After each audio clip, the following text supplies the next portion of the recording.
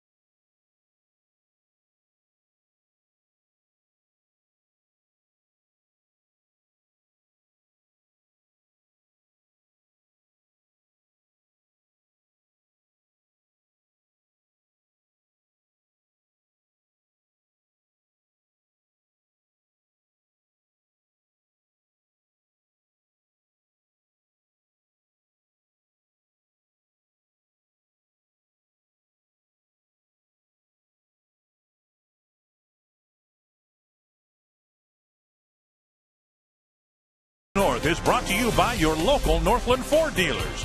Visit your local Northland Ford dealer or go to northlandford.com. And by Menards. Save big money on all your home improvement needs at Menards. The sun is shining here at Target Field, and that is a great sight around here as the Twins and the Blue Jays finish out their 3-game series. At Target Field, I'm Marnie Gellner on another Sunday Kids Day. We'll celebrate Kids Days all season long here at Target Field. You'll see a lot of the youngsters running around the ballpark. It's a great day for families to come out and catch a baseball game as well. And in that same spirit, we asked a question of today's starter, Brian Dunsing, about his childhood and in particular what his favorite cartoon was when he was a kid. I remember I always watched this cartoon called Wacky Races with my grandparents, and I actually just downloaded it on iTunes, and it is a really terrible cartoon. but for some reason, I don't know, I love it. It's great. Wacky Racers. Brian Duensing is 7-1 in his career here at Target Field. He'll take the ball against the Blue Jays with our first pitch next on Fox Sports North.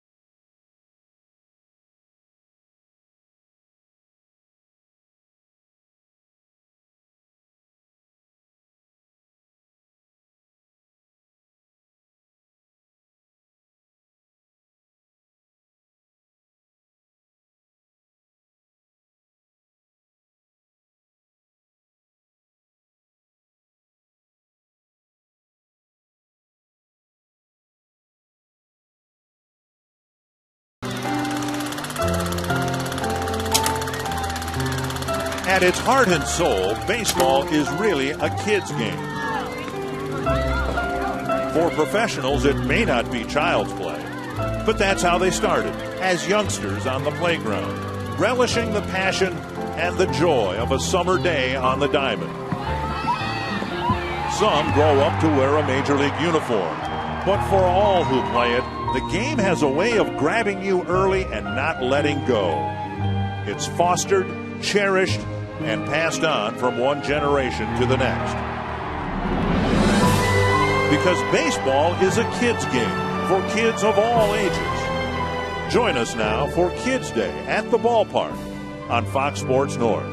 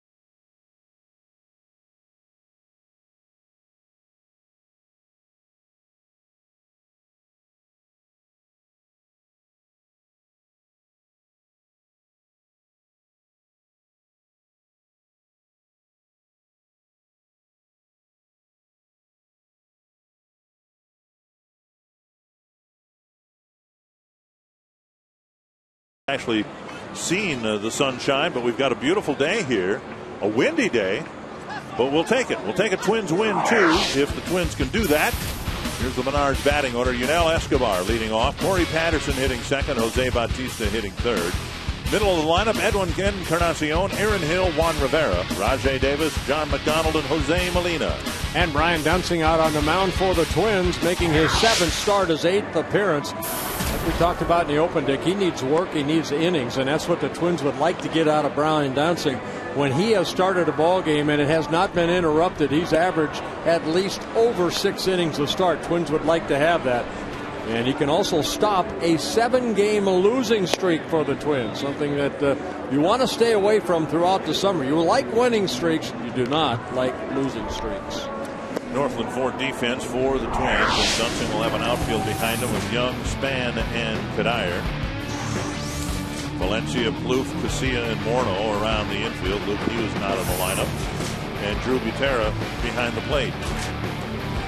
Well, Dunsing's had a lot of success here, as Marty mentioned, 7-1 as a starter. And, you know, you think of Brian Dunsing, he's not going to overpower anybody, but he's going to pick up some strikeouts because he pitches both sides of the plate. I think we've seen already in this first 2-game series, you have to establish down and away and then also pitch a lot of these Blue Jays hard in. But you have to hit that spot down and away. Blackburn did a great job yesterday of changing speeds and keeping them off balance. And an opportunity today for Dunsing to end a 7-game losing streak for the team. And incredibly, this I just find hard to believe, 7 straight losses at home. This is a team that had the best home record in the major leagues last year, and they're having a tough time winning games at home. Yeah, 53-28 here at Target Field in the first year here. But you know what? Let's start the winning streak right now. Escobar, Patterson, and Bautista to get things started.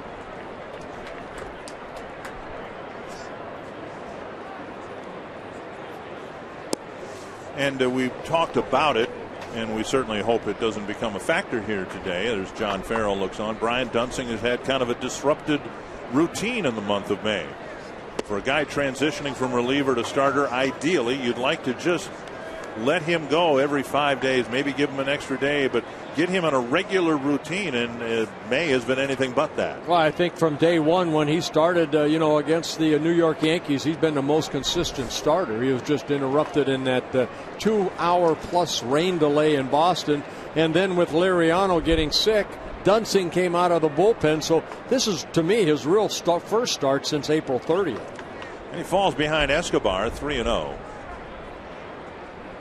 And there's a strike. And that was his biggest issue in coming out of the pen for Liriano was his control, uncharacteristically issuing 4 walks in 2 innings. Got to make Escobar swing the bat right here. And he walks him on 5. He's down on the field today, and the flags were blowing in from left field. But down on the field, a whiplash effect from the wind. It felt like the wind was blowing out about 30 miles per hour. Yeah, I was watching Tim Laudner's hair. It was flying all over the place. So, if you hit it up into the breeze, obviously the wind will knock it down, but line drives should really carry well. Here's a bunt attempt and strike 1. Patterson with a crippling hit, actually 2 of them late in the ball game last night for the Toronto Blue Jays, a triple that tied the game against Nick Blackburn, and then the leadoff single before the carnage in the 11th. Yeah, great effort by Denard Span, just coming up maybe a couple inches short of making a great catch out in right center.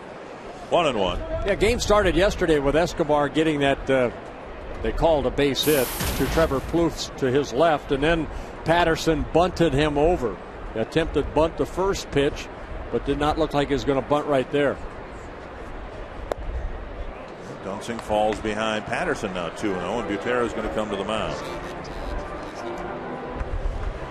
Well, I thought Denard Span, watch this Patterson triple with Escobar on first. I mean, he hit the ball down and you're talking a couple inches that's deciding, of Blackburn coming out of the ball game and then staying in. And Ron Gardenhire, second guessing himself about leaving Blackburn in, but he had retired 17 straight.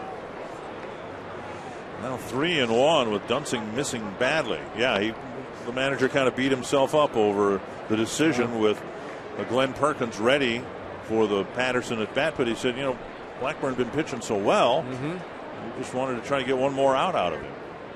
3-1. And Dunsing has walked the first two batters on a total of 10 pitches.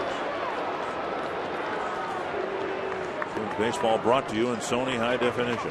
Yeah, Dunsing came into the ball game. You mentioned the 4 walks prior to that. Excellent control. 14 walks total so far coming into this start in 38 innings pitched. Not the way you want to start a ball game. Walking 2 guys in front of Jose Bautista is not how you want to go about your business. No. Bautista leading the majors in home runs this year after leading them last year. He's hit a couple already in this series. Yeah, he's hit 4 so far, 4 of the 13 home runs he has against the Minnesota Twins. Breaking ball over, strike 1. To give you some idea what Bautista has done in baseball compared to other hitters.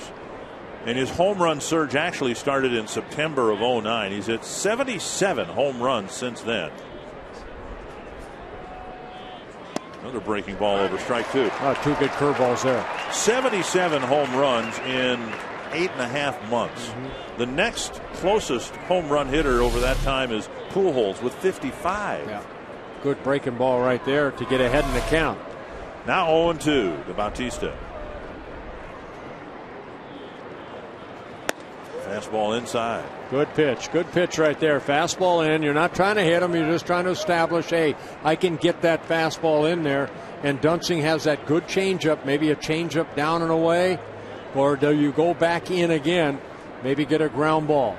Needs a ground ball out right here if he can get it.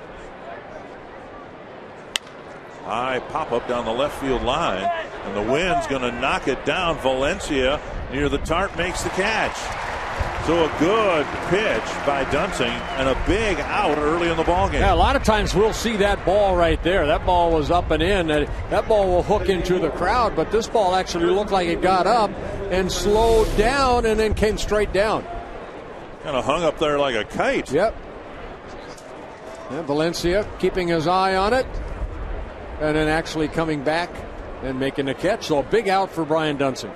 And now Edwin Encarnacion.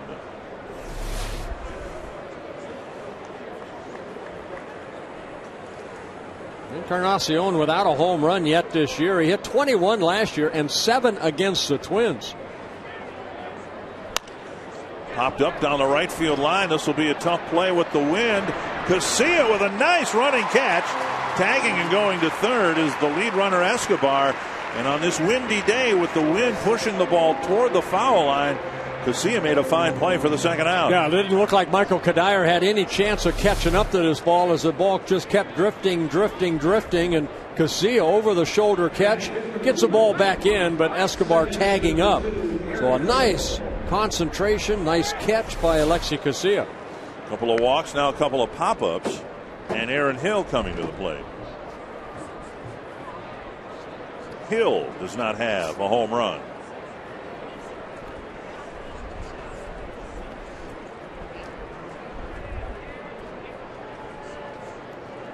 Breaking ball over for strike 1.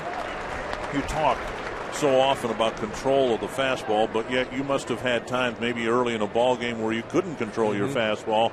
We're seeing Dunsing has got much better command of his curve. Yeah, and that's what you want to go to until you get into a count where you're ahead. You can go back to the fastball. Foul back now 0-2. Like he did right there. He got strike 1 on the curveball, then go back to the fastball. That fastball left up a little bit, but Hill hit it straight back. Not a bad pitch down in the strike zone.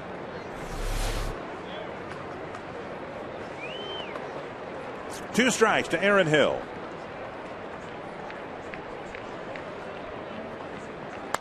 Fouled back. We talk about pitchers and they're out there and they'll say maybe afterwards, well, I didn't have my good stuff. But the quality of your stuff and your command, I would imagine, evolves over the course of the game, doesn't it? You know what? 22 years, I don't know what my good stuff was. You never know. You go out there every day is different, and you have to make the adjustment to the stuff you have that day.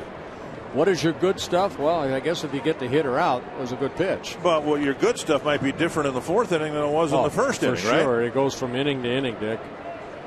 Right now, the fastball isn't there for Dunsing, so he's used the breaking ball. He'll use the changeup. He'll try to work around his other two pitches. Trying to pitch around a couple of walks to start the ball game. 2 strikes to Hill. See if they go hard in here. Very high.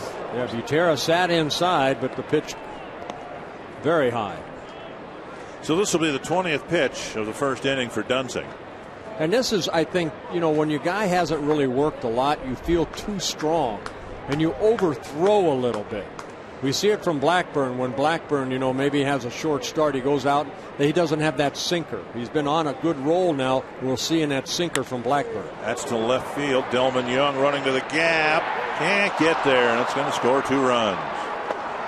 So on a 1-2 pitch, Hill pokes one to the gap, and the Jays make Dunsing pay for his wildness.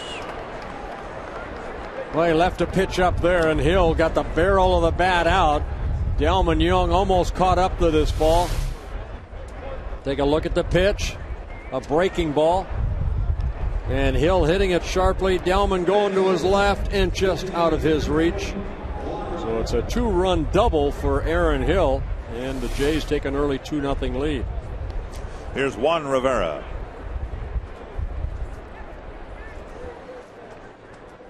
So the walks end up scoring.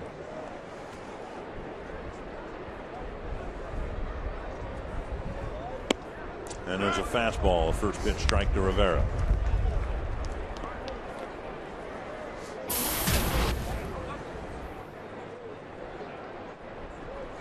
Rivera 0 for 4 in yesterday's ball game with a walk. He also struck out 4 times. Loved hitters like him. Bouncer to third. Nice easy hop for Valencia, and that ends the inning. Dunsing walks the first 2 batters. They both come around to score, and it's 2-0.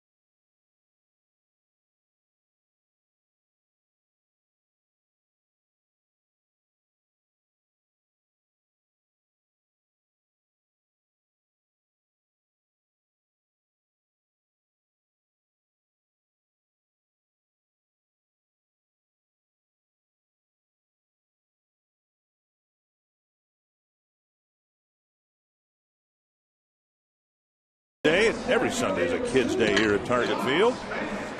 And Twins fans hoping the team can come back from an early 2-0 deficit. Menard's lineup for the Twins has Denard Span on the leadoff spot where he has done well.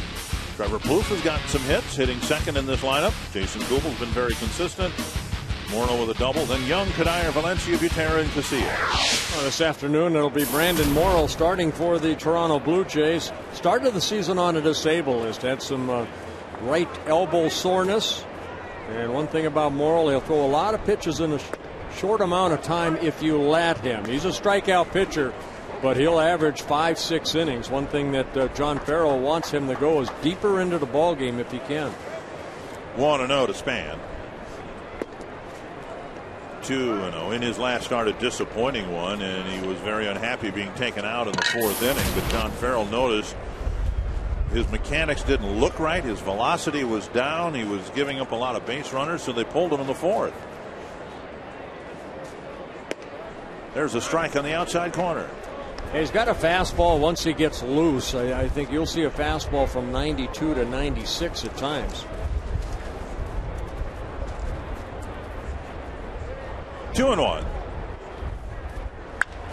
Fouled away 2-2. We saw Morrow when he was with Seattle. The Mariners tried him as a closer, and he had some of those control problems, and you really can't afford to have that if you're going to try to close games down. He got traded over to Toronto. Toronto wanted to put him in that starting rotation. Won 10 ball games last year in 26 starts, and then started this season in spring training with a sore elbow. John Farrell, a former pitcher himself, teammate of mine. Breaking ball up and away, full count. Trevor Plouffe on deck. John Farrell doesn't look that old. He was young when we were together.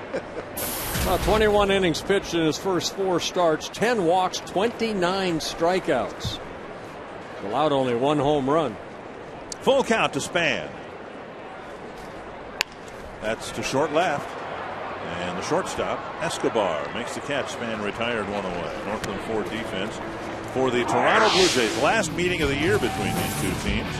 Corey Patterson in left, Rajai Davis in center, Jose Bautista in right, John McDonald, Yunel Escobar, Aaron Hill, Edwin Encarnacion, and Morrow's personal catcher, Jose Molina, behind the plate.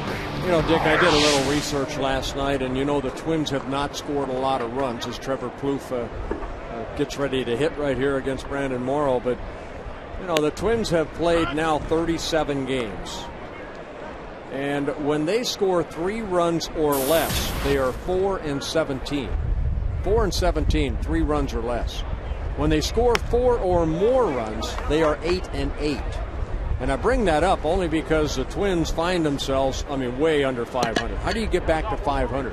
You have to start scoring some runs, and that's one thing that this offense has not been able to do so far this year on a consistent basis.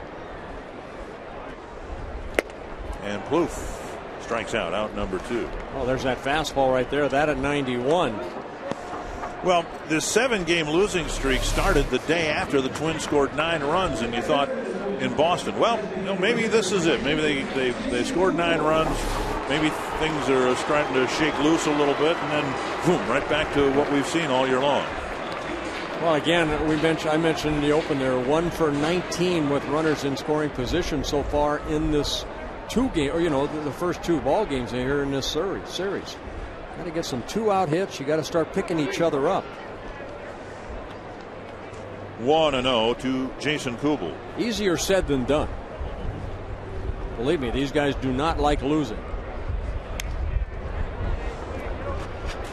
And I think a lot of people around the country are going, well, do the Twins miss Joe Mauer that much?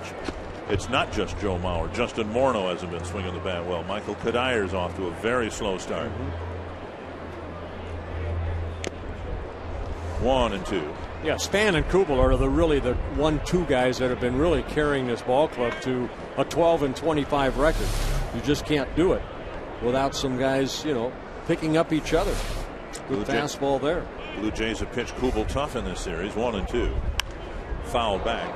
And that's, the concern of mine, and I think Twins fans for a couple of weeks now.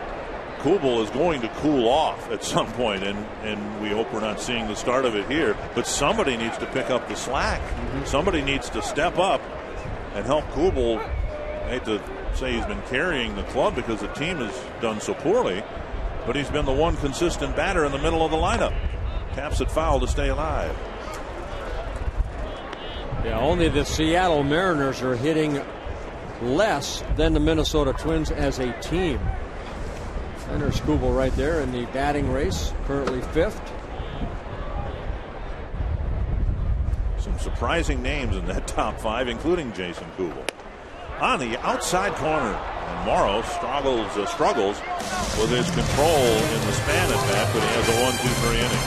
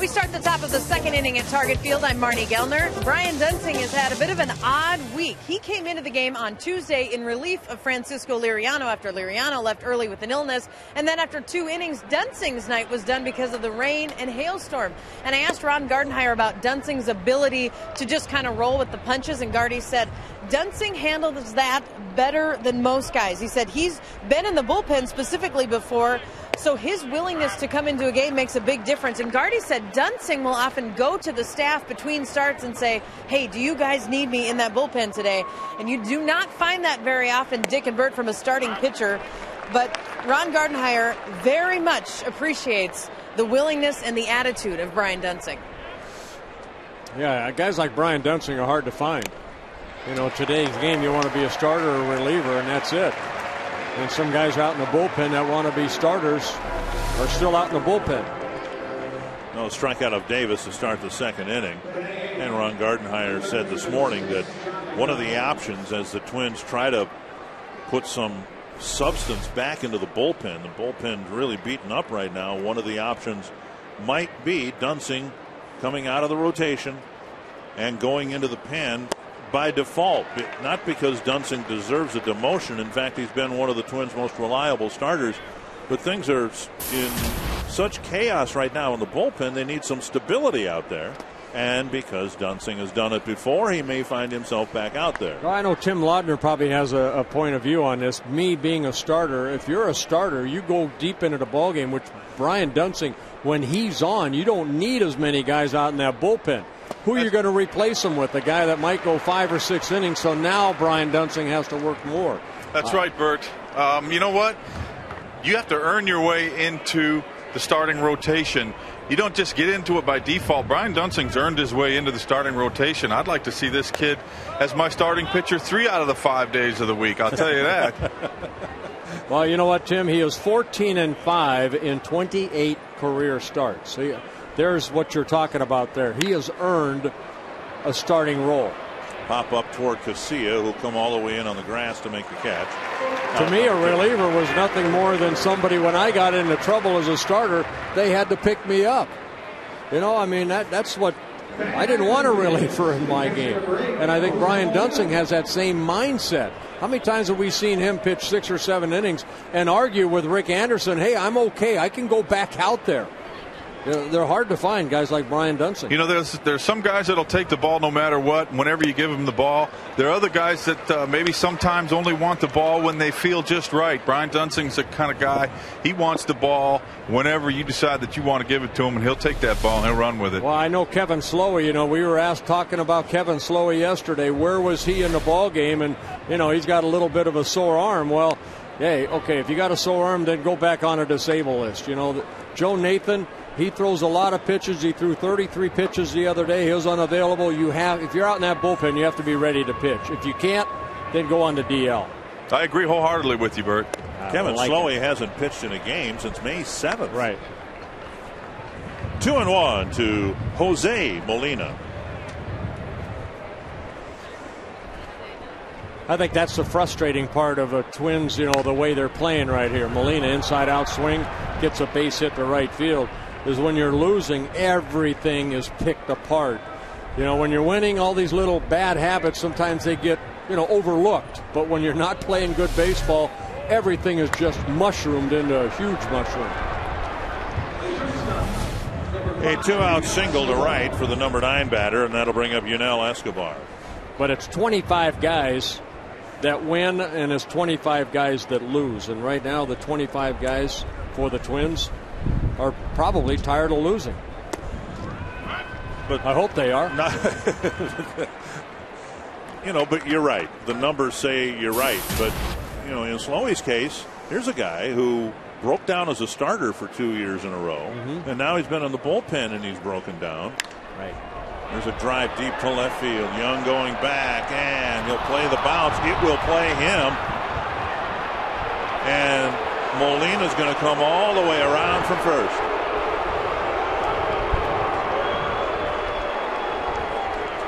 So another 2-out hit, a 2-out double for the Blue Jays, and they lead 3-0.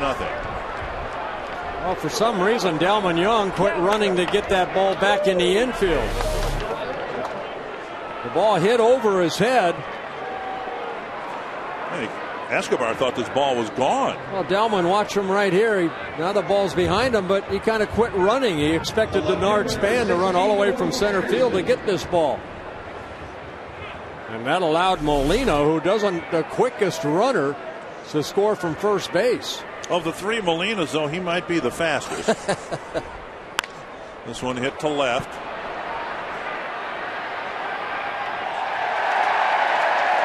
And you can hear the crowd, too. They're frustrated. And again, I don't blame them a bit. 3-0 Toronto after an inning and a half.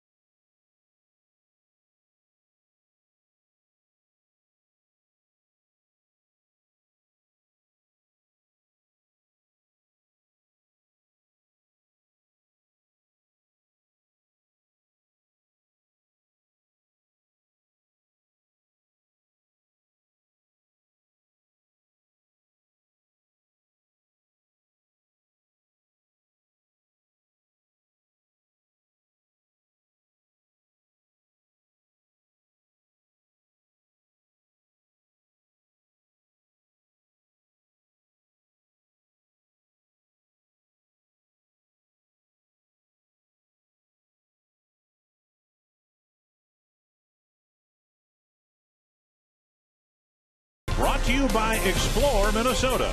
Visit exploreminnesota.com to plan your next Minnesota vacation today.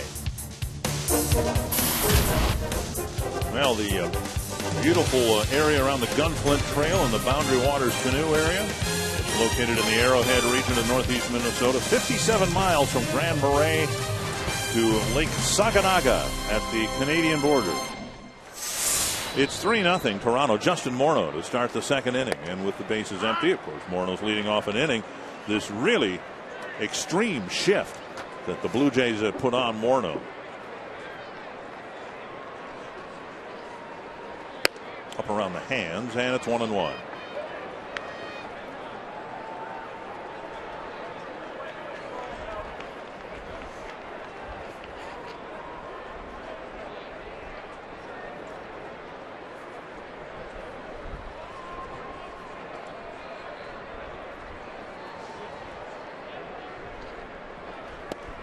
2-1 with a fastball drifting wide. It looked like Morrow might have a bout of control issues in the first inning. Fell behind Span. Came back to get him on a pop-up, and then he struck out Plouffe and Kubel. Swing and a miss, 2-2. A good hard slider there by Morrow.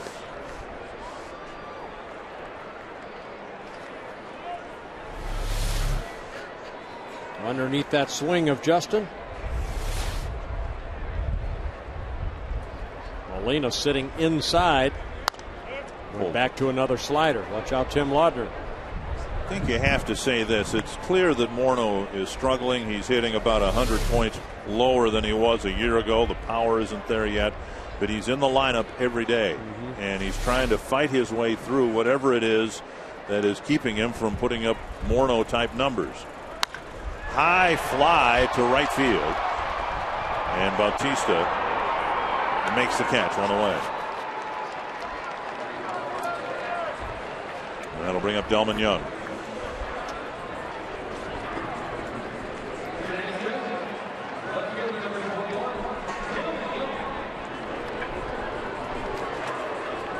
Young came back off the disabled list to play Friday and Saturday.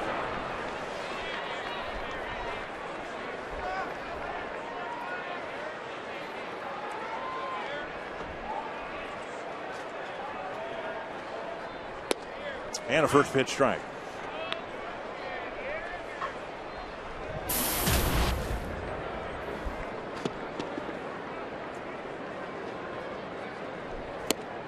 Two strikes.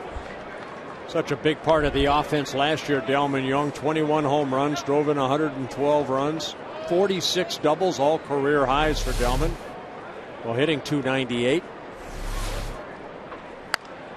Fouled away over the Twins dugout. He came back on Friday. The hope is sometime on this next road trip next weekend, the Twins hope Jim Thome will rejoin the lineup. And then somewhere around that time, Tsuyoshi Nishioka should be back with the ball club to play second base or shortstop. You know, Ron Gardenhire was talking about it on his radio show today.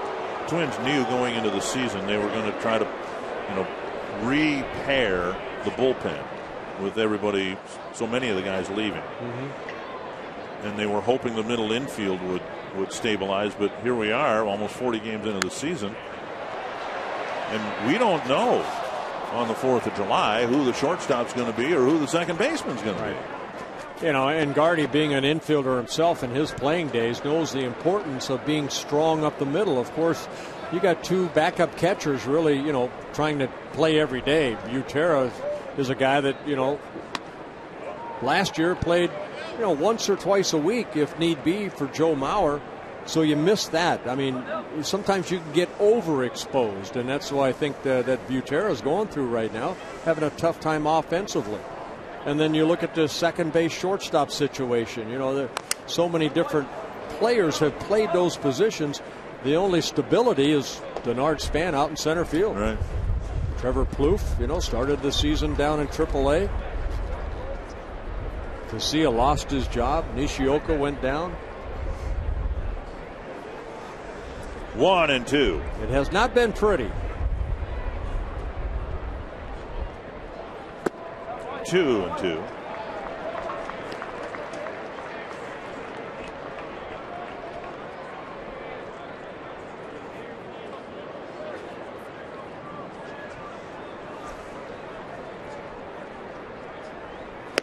High fastball got him. 2 down. Third strikeout for Morrow. Yeah, that fastball at 94. The previous one at 96. I mentioned earlier that the Twins need somebody to help Jason Kubel out in the middle of the lineup. Kadire had one of his better days yesterday. Yeah, base hit, and then this is the home run right here. You see him swung the bat toward the. And Kadire said he hasn't been able to do that too often. Just about everybody in the dugout is relieved to have that one over with. That was that looked painful. Just off the plate, ball 1.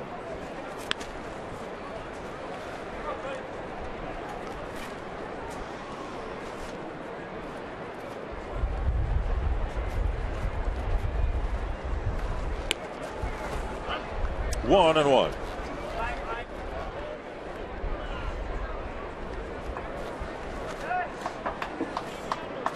Gardenhire talking to Delmon Young maybe about that ball off the fence, why he didn't hustle to go get that ball back in the infield.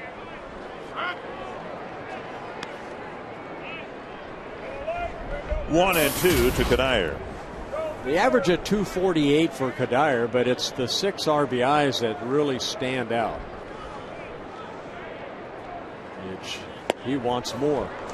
And Morrow, we want more. Strikes out 2 in the second inning, and it's 3-0 Toronto.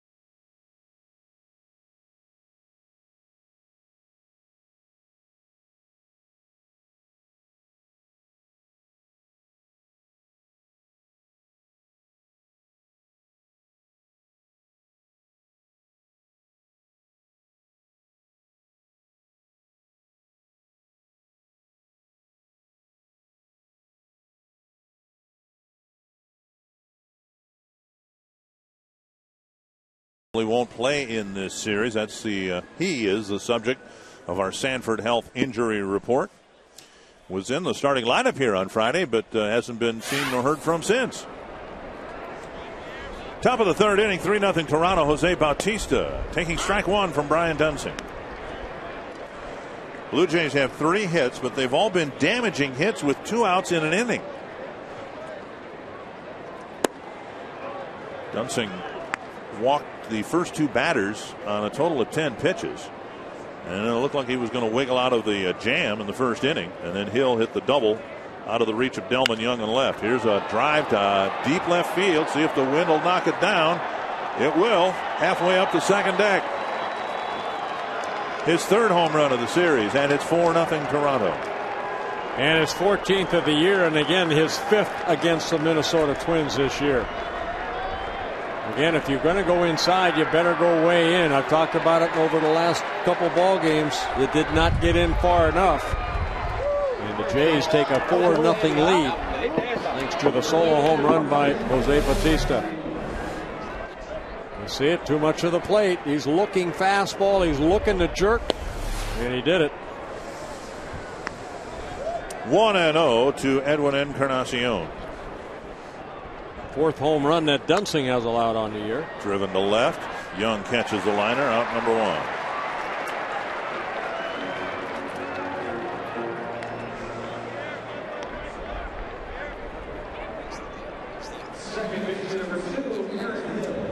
Curtis Granderson led for a while, but he's been stuck on 12 for a few days. And Bautista, as he did here in September, has enjoyed hitting home runs in this home run stingy ballpark.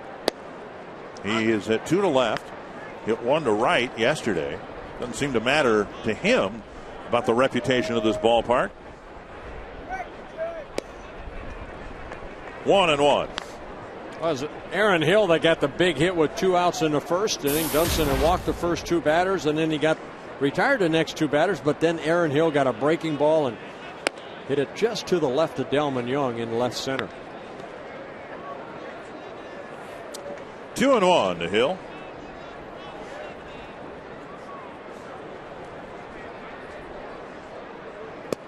Three and 1.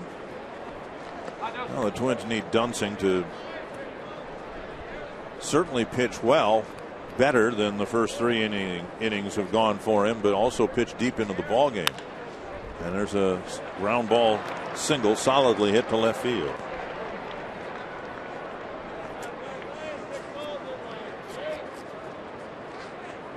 And that'll bring up Juan Rivera. 5th hit of the ball game for the Blue Jays. Finding that hole between third and short.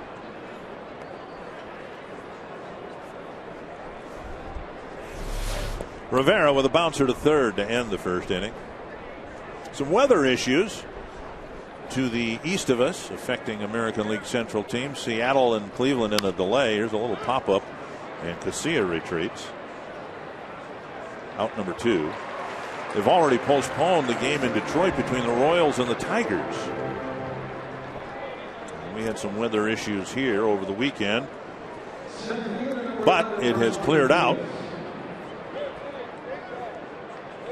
And the sun is shining. Yep, absolutely beautiful day. Here's Rajai Davis. Dunsing struck him out starting the second inning. Solidly hit to left center field, headed to the gap. Another big 2-out hit. And they're going to hold the runner with Davis driving the first pitch toward the gap. Ball cut off by Delman Young, and he was able to hold Hill at third base. So some well-hit balls here in the third against Dunsing. Davis jumping on the first pitch, his 2nd double of the year. Delman getting over, getting it back in quickly. And Brian Butterfield, the third base coach, was almost halfway toward home plate and then held Hill up. Here's John McDonald. It'll pop up to Casilla.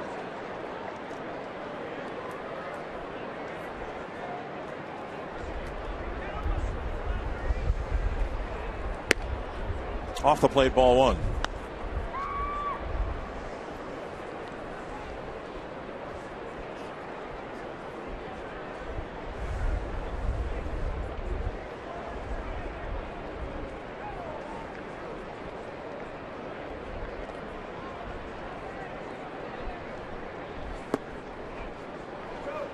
2-0. This is a good guy to have on a ball club right here, John McDonald. He can play all three infield positions. He's starting here at third, and then he'll play short, second. John Farrell said he doesn't like to use them a lot every day, but because of Lind out, Encarnacion has had to move over to third. It kind of left a hole at third base. Always known as a great defensive player with the Indians, the Tigers, Blue Jays, a couple stints. We saw him make a nice play behind the third base bag yesterday, backhanding a ball and throwing across the diamond. 13th season at the major league level for John McDonald. 2-0 to McDonald. Toward the hole and through. Another big 2-out hit for the Jays. Young's throw to the plate, not in time, and all the way to the backstop, and that will allow McDonald to go to second base.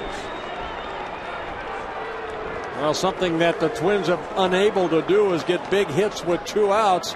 Here this afternoon, every time there's runners on and 2 outs, the Jays have been able to get some big hits. Aaron Hill's 2-run double in the first inning, and then the RBI double by Escobar last inning, and here John McDonald driving in a couple runs with a base hit.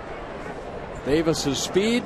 Delman Young does not hit the cutoff man. He overshoots Butera and allows McDonald to go from first to second. Quick trip to the mound for the Twins pitching coach. Dunsing has been hit very hard here with 7 hits and 1, 2, 3, 4, 5 critical 2-out hits.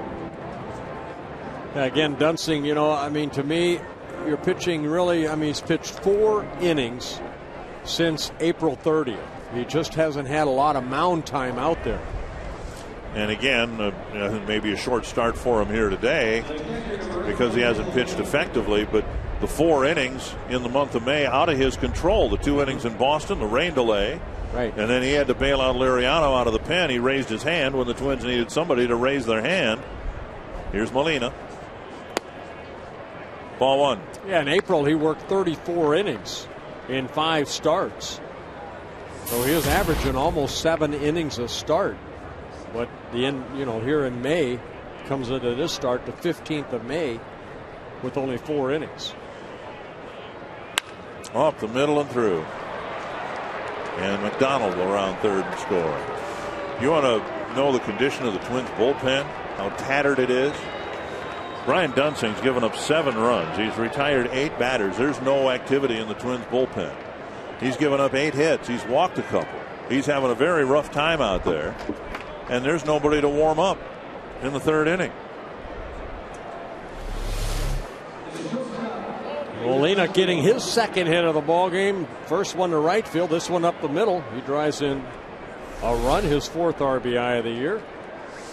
It is likely that Jose Majares is going on the disabled list after the game. He's had some elbow issues, at least he did as of yesterday. So the Twins are 1 man short there. Kevin Slowey apparently unable to pitch. Everybody else has been overworked with the exception, I guess, of Nathan, who did get yesterday off, but he pitched 31 pitches 33 pitches. 33 on Friday. Yep. 1-1. And on the outside corner, 1-2. Well, Escobar arguing that call right there, getting a box. It's a 7-0 lead. There's Kevin Slowey starting to get loose.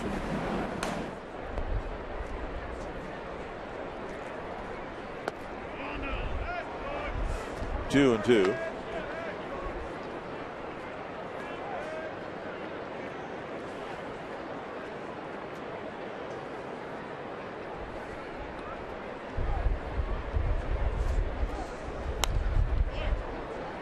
And Dunsing has already thrown 60 pitches. 60 pitches, 35-25, strikes to ball ratio.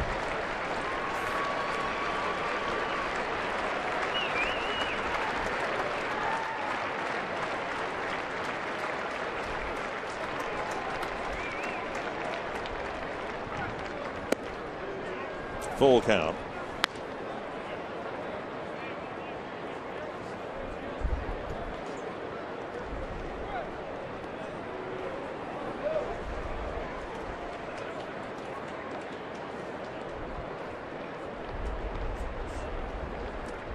goes. And Dunsing with a nice fielding play on a ball headed up the middle. And that'll end a tough inning for the Twins and for Dunsing as the Blue Jays start the inning with a Bautista home run and then tack on 3 more.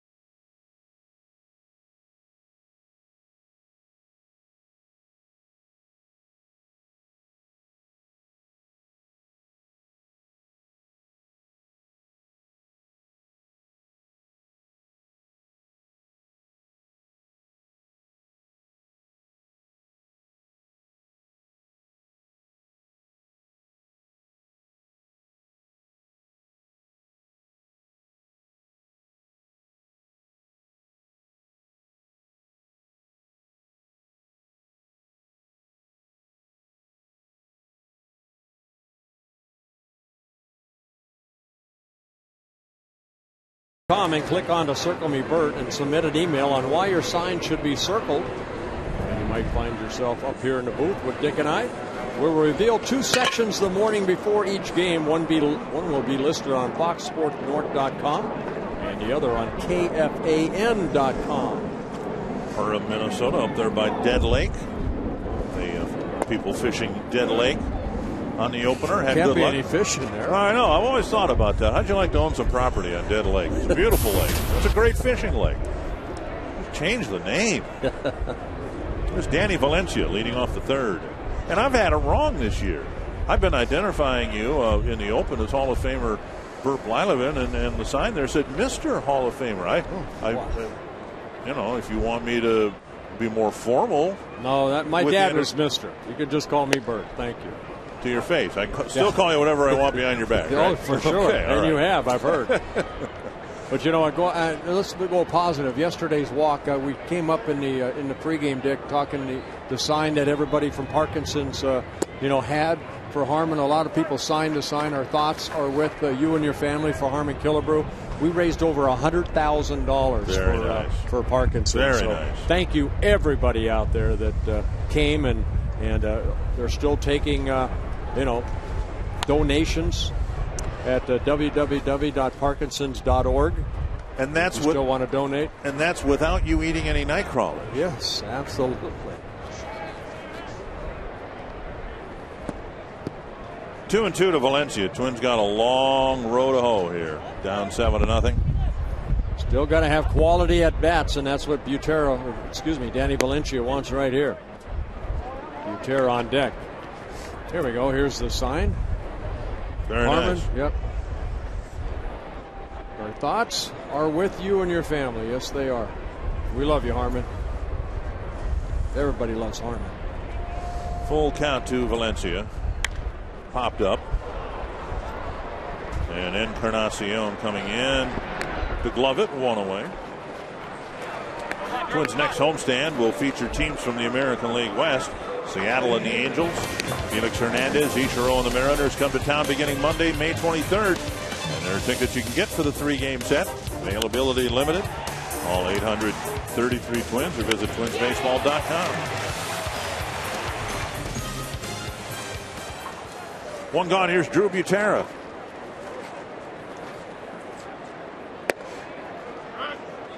Strike 1.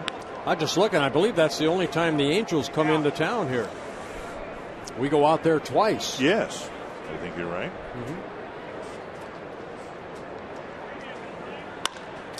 Sharp single to center for Butera, and the Twins get their first hit.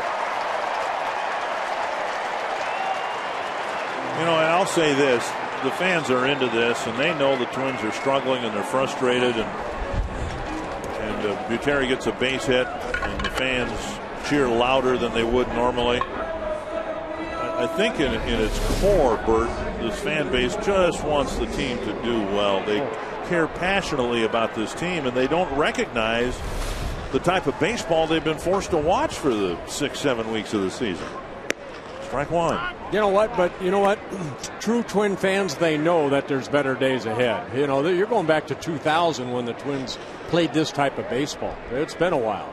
Ron Gardenhire has not seen this type of baseball since he's become manager of the Twins. And it's frustrating.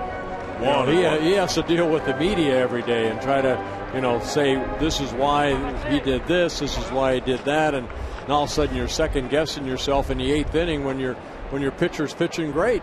You take it, you know, I mean, what do you do?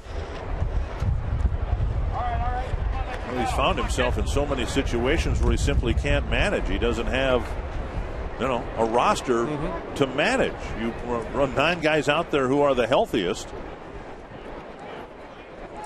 And I think true baseball fans know that. Oh, yeah. They do. Yeah. Foul back.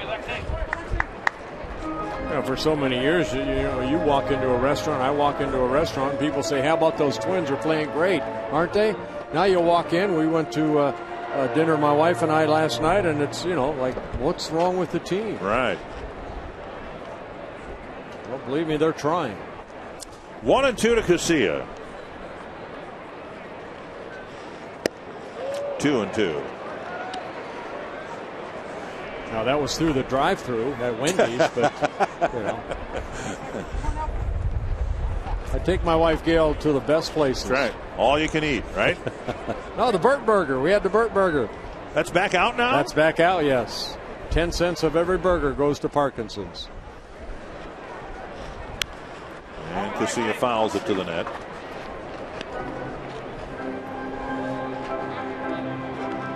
I should say 10 cents of every Burt Burger sold goes to Parkinson's. Not every burger. Just the Burt Burger.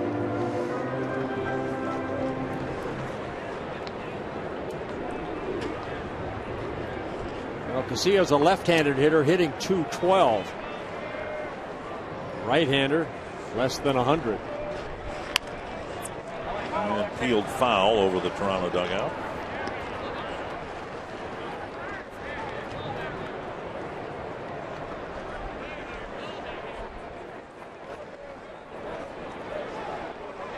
Casilla started the year obviously as a shortstop, now playing sparingly as a second baseman. 3-2.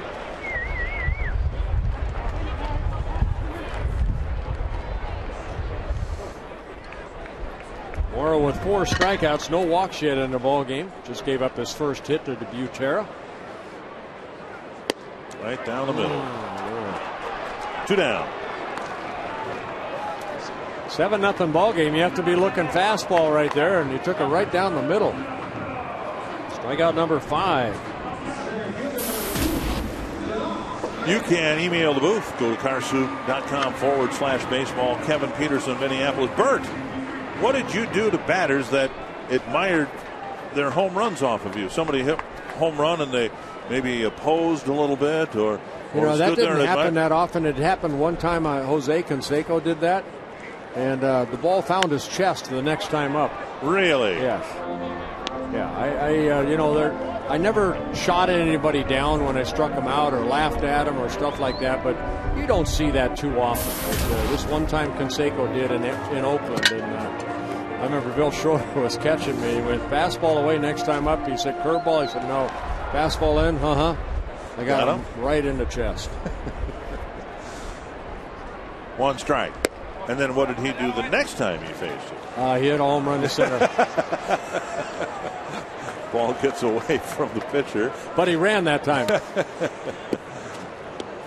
Well, in Twins history, one of the most glaring examples was in the World Series in '87. Tom Lawless hit the 3-run home run against Frank Viola, his only home run of the year, and he did the little bat flip, which drew a lot of attention to himself. I guess when you hit 2 career home runs, that excites you. But it kind of fired us up, Really? That helped a lot. Yeah. And actually it did.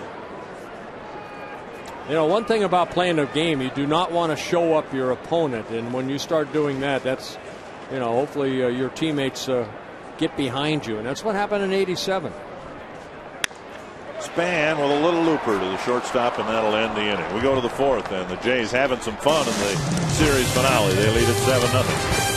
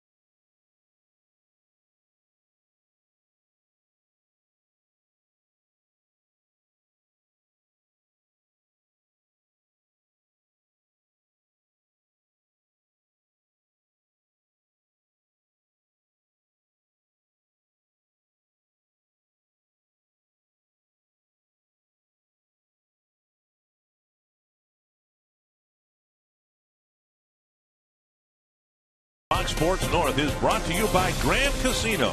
The best stories start here. By AT&T. And by Comcast. Call Comcast Business Class at 800-391-3000 to turn your business into a fast business. Beautiful spring day here at Target Field. The score leaves a little to be desired. And the Twins go into their bullpen, and it is Kevin Slowey who comes out of the pen to pitch to the Blue Jays in the 4th inning. Well, it's been a while for Kevin Slowey, over a week for him to get on the mound, and here he is. So Brian Dunsing, not a good day at the ballpark. 7 runs allowed, all earned on 8 hits. And it started early with the 2 walks, and it looked like he was going to get out of that jam, but a lot of 2-out hits for the Blue Jays, and they've opened up a 7-0 lead. 1-1 to Patterson. Swing and a miss. Patterson, Bautista, and Encarnacion to face Slowey here.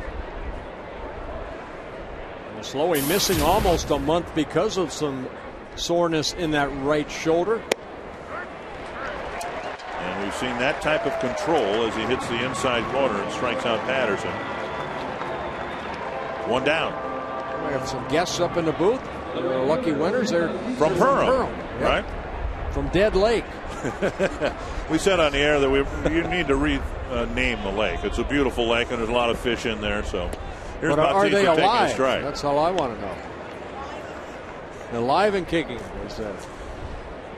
1 strike from Slowey to Bautista. Hit hard, and that's been the theme for Bautista in his at-bats against the Twins, both to start the year and in this series. He's getting the barrel of the bat on anything. Have we ever jammed him?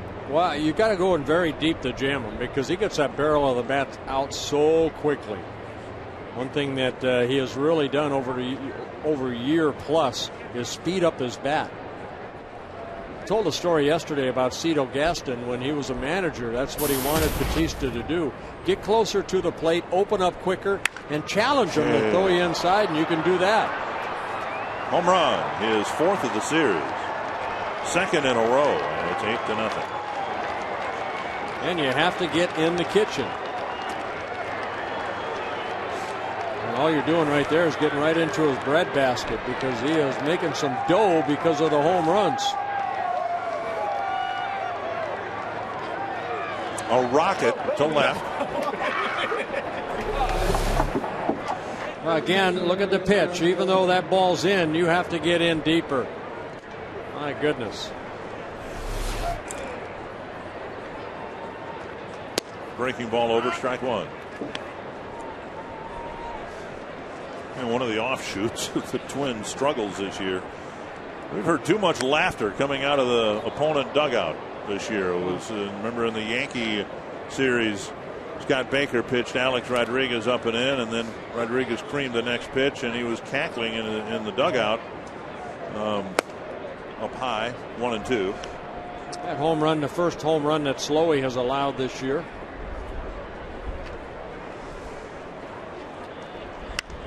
Too many teams having fun at the expense of the Twins. Here's Morneau in the infield grass, and out number 2. But we saw that, Dick, when the Twins were playing good baseball. You know, they were real loose in the clubhouse, but, you know, it's the way it is. And now Hill has got a couple of hits. You know, you celebrate victory, and you, with defeat, it's tough. Hill with a 2-run double with 2 outs in the first to start the scoring. And then with the score 3-0, he got a 1-out single, and the Jays got 3 more hits later in the inning, and he came around to score.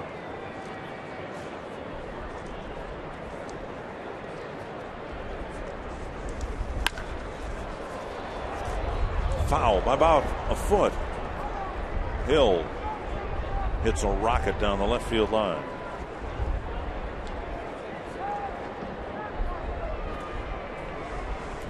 Well, the Blue Jays hoping to get to the 500 mark today. They'll reach the 40-game mark. Yeah, nobody's running away with that Eastern Division right now. It's the Tampa Bay Rays that lead that division.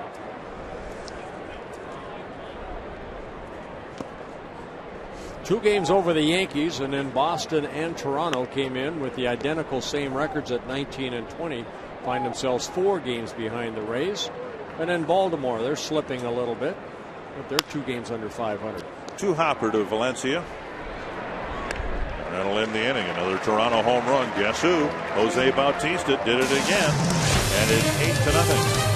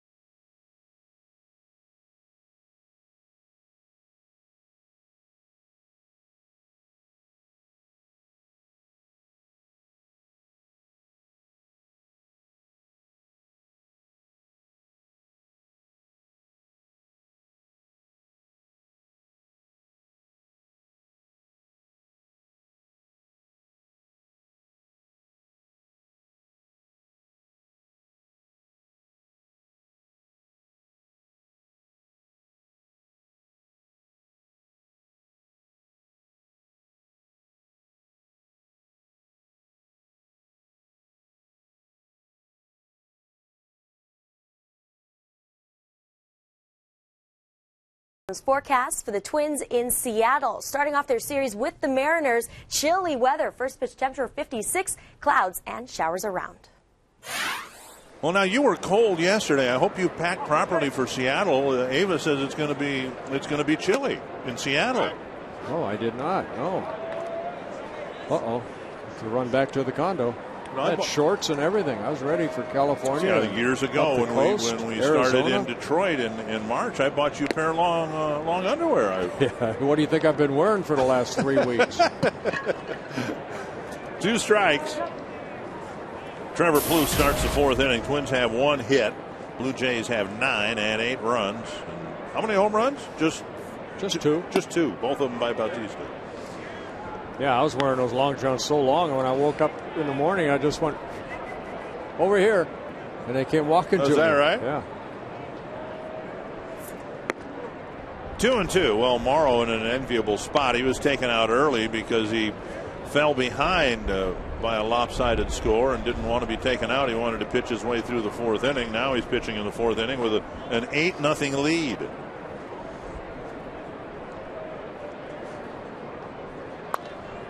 Foul back. Oh, what a great catch. Guy never stood up. He sat, caught up with his bare left hand. Oh, and then he gave it to a little kid up front. Very, very nice. Nice gesture by that gentleman.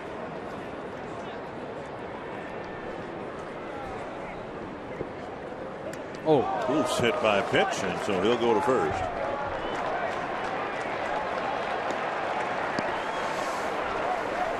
Well, Morrow hitting his first batter of the year. Try to go fastball. And just got a point to the left elbow. As part of our Fox Sports Supports charitable initiative, we're proud to wear pins during the 2011 MLB season on Fox Sports North to support Stand Up to Cancer and its work to fund groundbreaking research that helps accelerate treatment to patients. For more information, please visit standuptocancer.org/Fox Sports. Jason Kubel called out on strikes his first time up.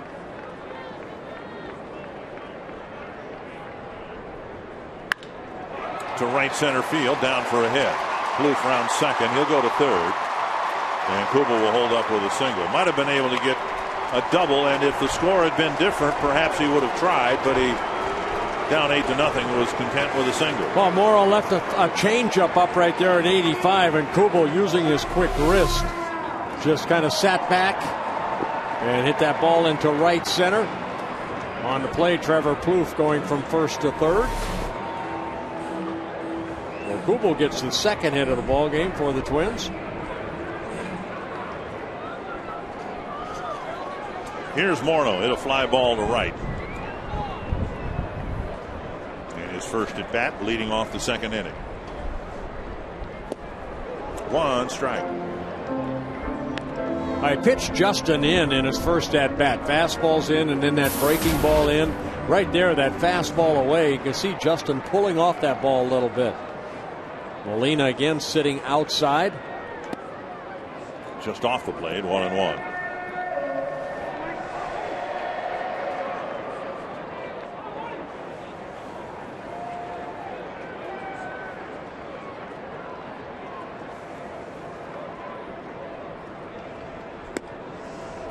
If I can just further expand on what I was saying before about Justin. Remember the start of the year, Ron Gardenhire said too he was going to be cautious with Justin, didn't want to have to play him every day. Now here's the guy who's going through something just in terms of numbers. Forget the reasons, the flu bug, the weight loss, the concussion recovery and all that. He's going through a slump, the likes of which he has never gone through before at this level.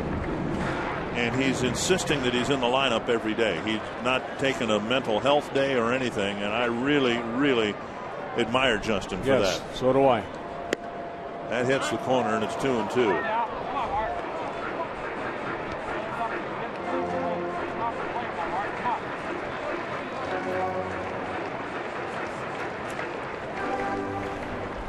And as was discussed, you lose a significant amount of weight, 17 pounds, whatever it was for Justin. Gaining it during the season is very difficult because of the calories spent playing and prepping for a game. Now, as a broadcaster, gaining weight during the season is no problem at all. I have no trouble with that. Well, I did talk to Perry Castellano a couple days ago about that, and he said, he wants his players to get up, eat a good breakfast, eat a lot of calories, especially a guy like Justin. He's always constantly saying, what did you have to eat today? And you got to make sure that you put food in that system.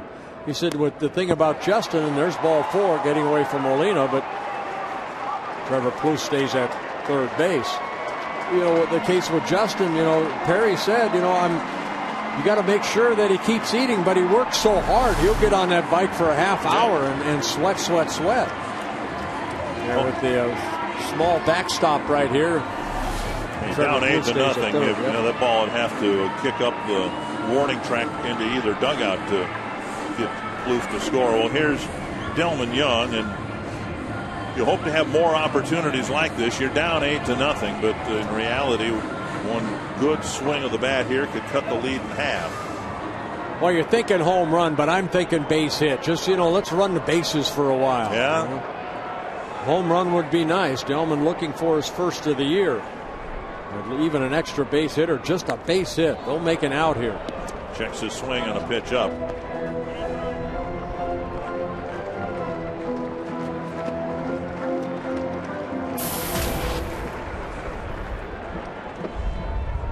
To your point, the Blue Jays have built an 8-0 lead. They've hit 2 home runs, but they've been solo home runs. The damaging hits have been the singles and the doubles.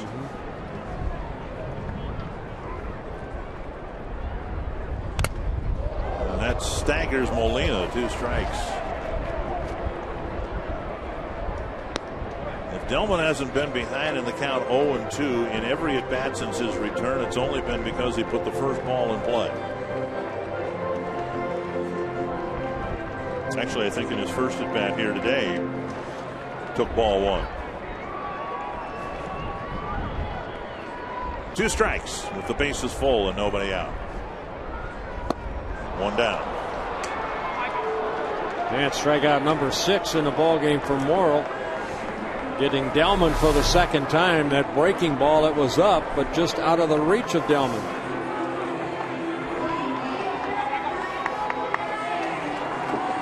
One down, and here's Michael Kadire.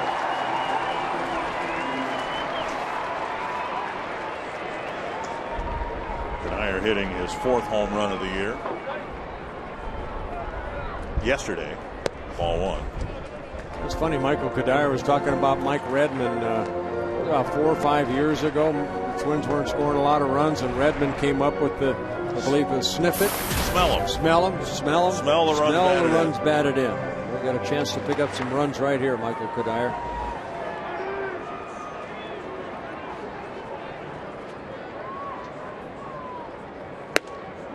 One and one. Kadire guessing fastball. He got it, but it was a good one, about 95. Up and away.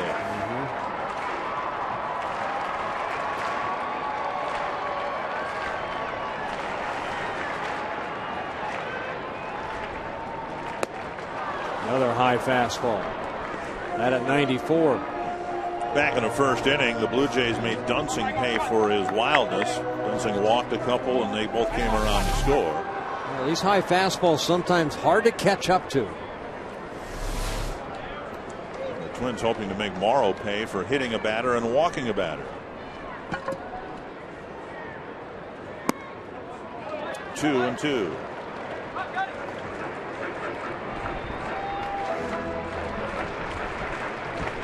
Morrow, 26 years old, his second season with the Blue Jays, with the Mariners. First came up in 2007.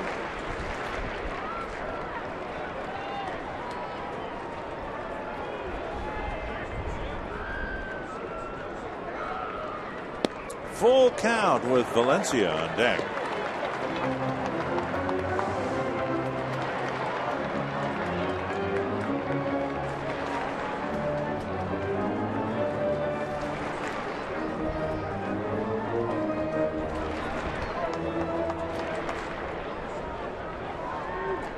Twins hoping to swing their way back into the game. Got to look fastball right here and make him get it down. Lifted foul, it'll reach the seats. I say get it down only because Kadire swung at a couple high fastballs and not able to catch up to it.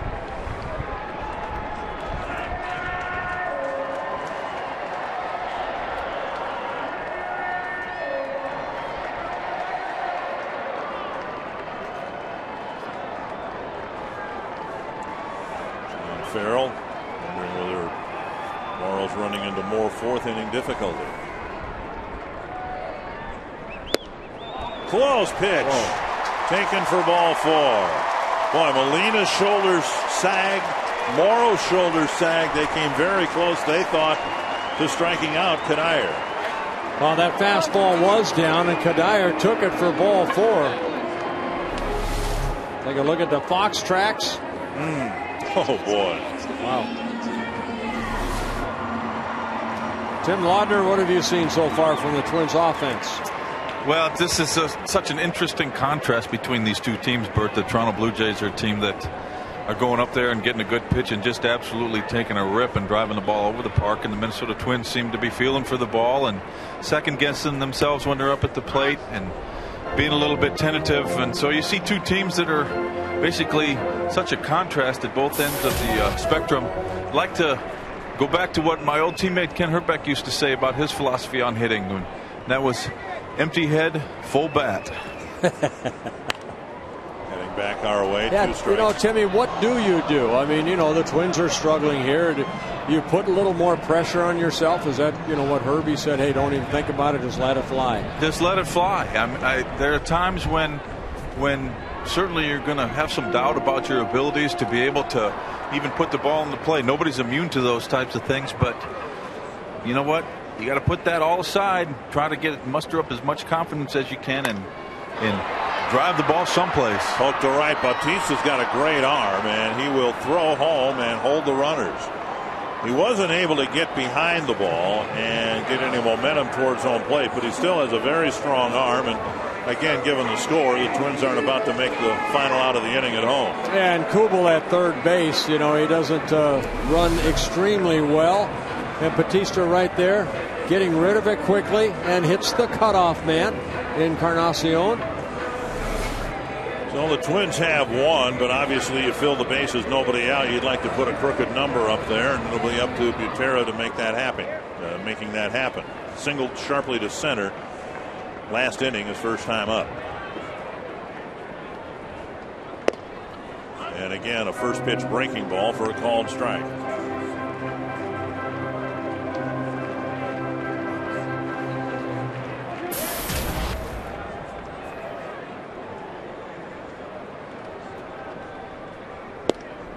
And another one. Strike 2. Yeah, 2 pretty good hard breaking balls.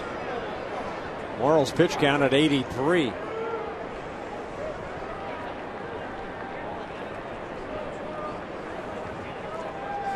Butera trying to deliver a big 2-out hit for the Twins.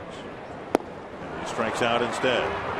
So the Twins take a couple of walks. They get a hit batter, they get a single, they get a run. It's 8-1.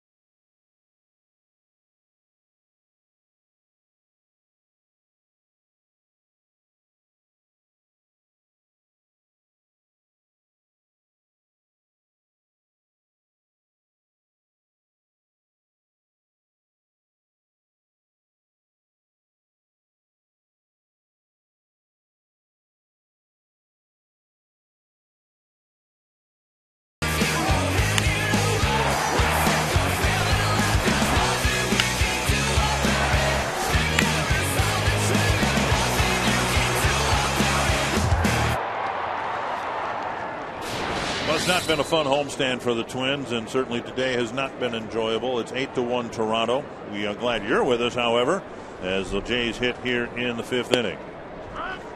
Twins, after the game, head to Seattle. They play a couple games there, 2 games in Oakland. You know, Seattle doesn't score many runs. That'll probably, we'll have some, we hope, low-scoring games in Seattle. You got that Oakland pitching staff that is very, very good. And then the Twins go to Arizona. 1-1 to Juan Rivera.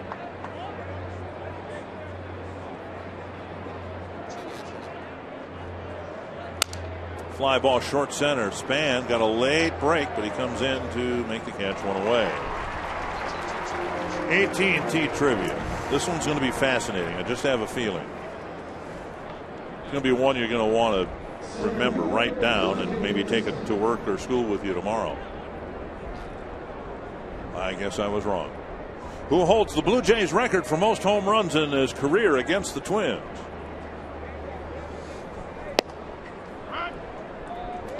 And I remember Carlos Delgado hitting the drape a couple of times in the upper deck at the Metrodome. This one hit deep to right center field, but Kadir catches Davis's fly ball, 2 down. See, that's one that won't be in their media guide either, so that kind of ruins that for me. Well, this guy's, whoever the leader is, this guy's gaining on him. Mr. Batista. Here's John McDonald. Jesse Barfield. What was the answer? Was he the answer to the question last night? Jesse Barfield, when he hit 40 home runs, led the American game. Fred McGriff. Here's John McDonald. Kelly Gruber. Well, that was just you. Valencia behind the bag, fires across, and a 1-2-3 5th inning for Kevin Flo.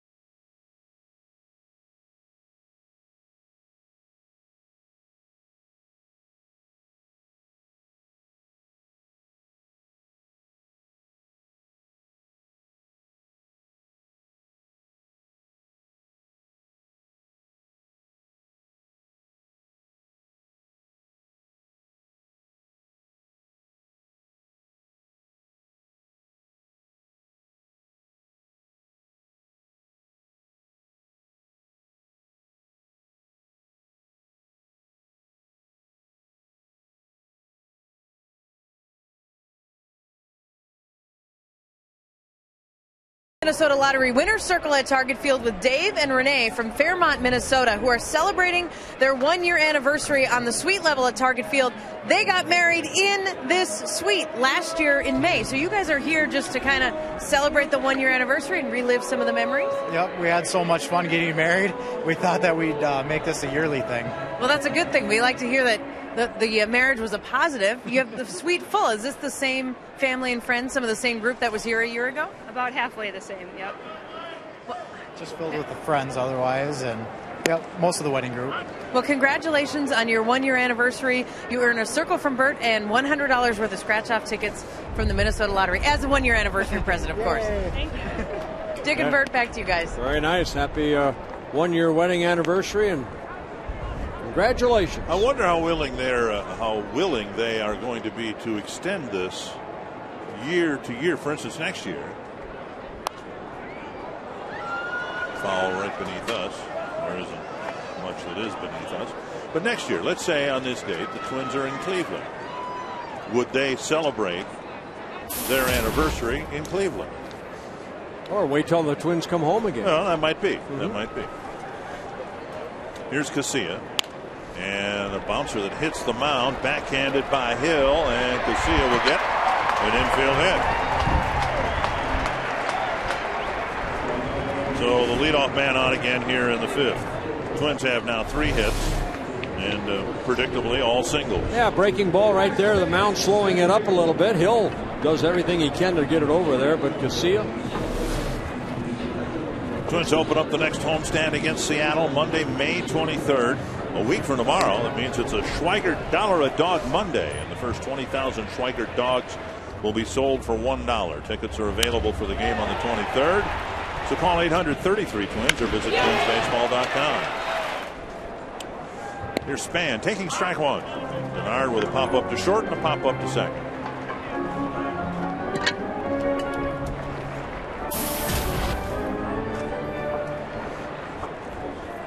They have now postponed today's game in Cleveland.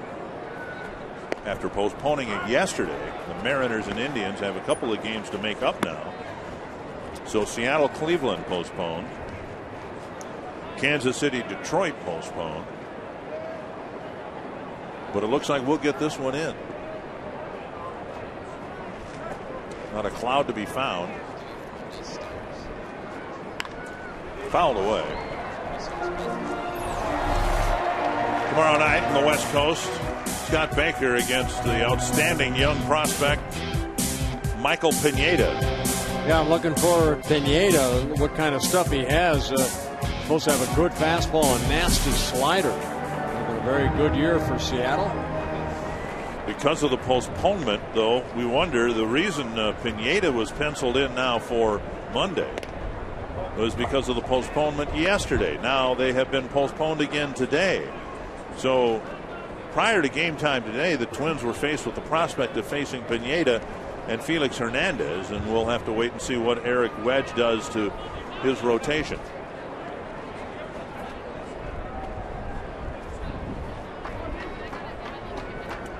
One and two. Up and away. Well, I mentioned in my scouting report, John Farrell would like his starters to go a little bit deeper. Now, you know, Romero went he went deep here the other night on Friday. He worked 8 2/3 innings, almost a complete game. JoJo Reyes went 5 2/3 innings, but they came into this 3-game series averaging less than 6 innings as a starting staff. Little pop-up, short right field. Bautista with a long run in. One away. And Morrow right now at 94 pitches thrown.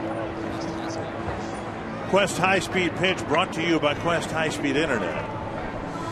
Well, Brian Dunsing starting for the Twins. He got high as 95 and Morrow at 97. Here's Trevor Plouffe hit by a pitch starting the 4th inning, and he came around to score on a bases loaded walk.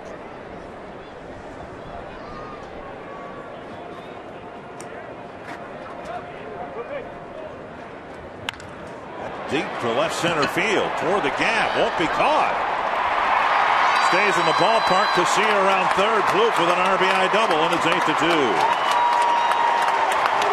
Well, Plouffe drilled it a long way, about 400 feet from home plate for an RBI double. Yeah, Plouffe picking up his second RBI of the year on his second double. Like a breaking ball just kind of hung right there, and Plouffe did not miss it.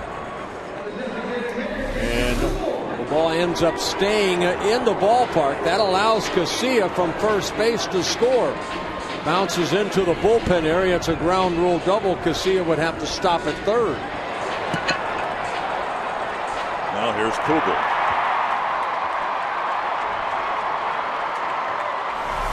Kugel with a solid single to center his last time up. He was called out on strikes in the first. Deep to right. The Bautista. back near the track, makes the catch. And Plouffe will advance to third base. Kubel just missed, dropping one into the seats. Yeah, you could almost see by a swing he just got underneath it and got in the air and just didn't take off there. Kubel just missing it. And that'll bring up Morneau. Just got the top of the bat. You saw that right there. Great slow motion right there. If he gets it down, what, a quarter of an inch? Yep. That ball's probably a 2-run home run. A little bit maybe in on the trademark too. Here's Morneau. Morneau with a walk in the 4th inning when the Twins scored a run.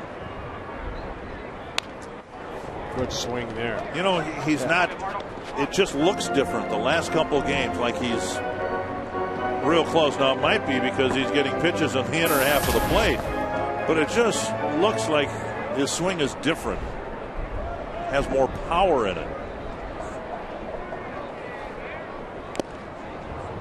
0-2. And the game plan has been to pitch him away.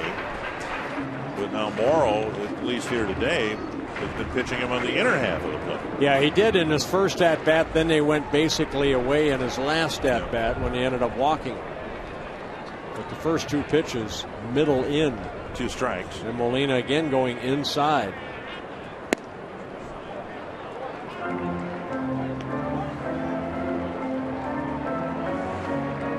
Pitch number 100 for Morrow, who needs to complete 5, obviously, to have a chance for a win.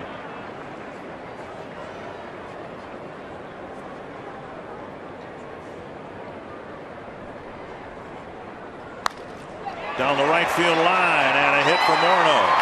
It'll drive in a run, and it'll be an extra base hit. And he's in with an RBI double, and it's 8-3. Justin with his 10th double of the year, driving in his 10th run. Like a breaking ball down, and he just kind of golfed that ball into the corner in right field. So the Twins get a couple runs here in the 5th inning. And it's a 9-3 ball game. Reaching out there, hitting it into the corner in right field. Batista has to get it back in. And now Delman Young.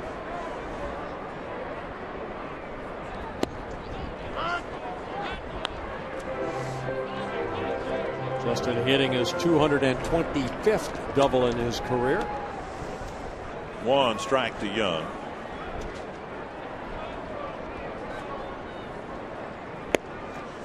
Delman trying to drive in a run here, keep the inning going, but also trying to end a personal streak of 5 straight swinging strikeouts. He struck out his last 3 times yesterday and his first 2 times today.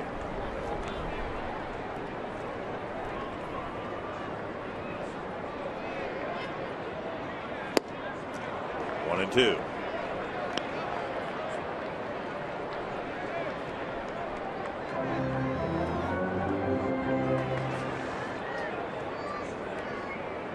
Two-out hitting. It's what built Toronto's 8-0 lead. And it's what the Twins hope to use to get back into the game.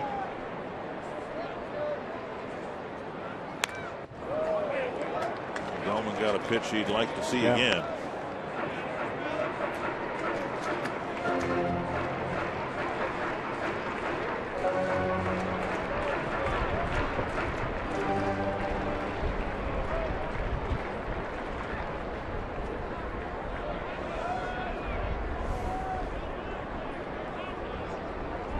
One and 2 to the Twins left fielder.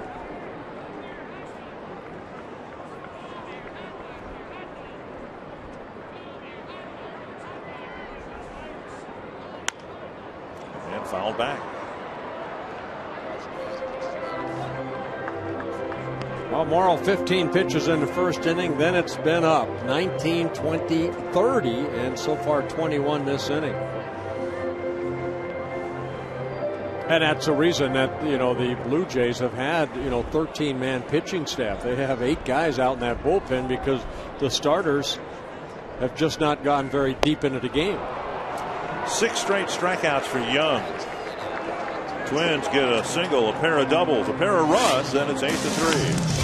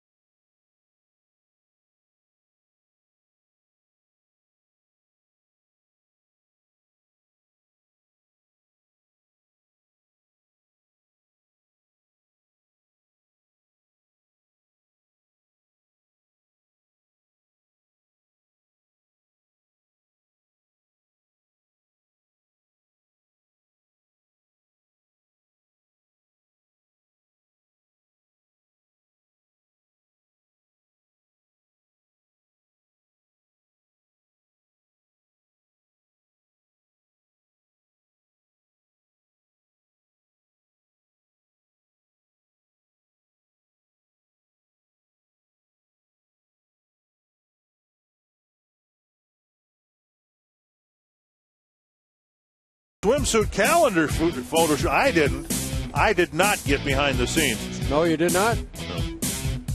Log on to foxsportsnorth.com. Check out the Viking cheerleader photo gallery. I did not go behind the scenes. I don't want to get in trouble for getting behind the scenes. Check it out at foxsportsnorth.com. Kevin Slowey pitching to the Jays here in the 6th inning. That's down the line and a base hit for Molina. We might see a Molina double. Well, Molina picking up his 3rd straight hit. 2nd hit that Slowey's allowed in relief.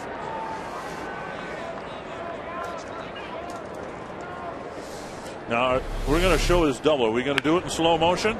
Wait a second. Is this slow motion or is this real speed? The Molina brothers, they may not be quick, but boy, they tell you what, they can hit. And between the 3 of them, I'll bet they hit 350 against Twins pitching. Yep. Hey, this copyrighted telecast presented by the authority of the Minnesota Twins and may not be reproduced or retransmitted in any form. And the accounts and descriptions of this game may not be disseminated. Come on, spell the name right. Without the express written consent of the Minnesota Twins. There you go. You are hereby circled. 90th birthday. That's awesome. Happy birthday. Get that off of there. Leadoff double in the 6th. Twins trying to climb back into the game. They need Slowey to put some more zeros up. He put one up in the 5th.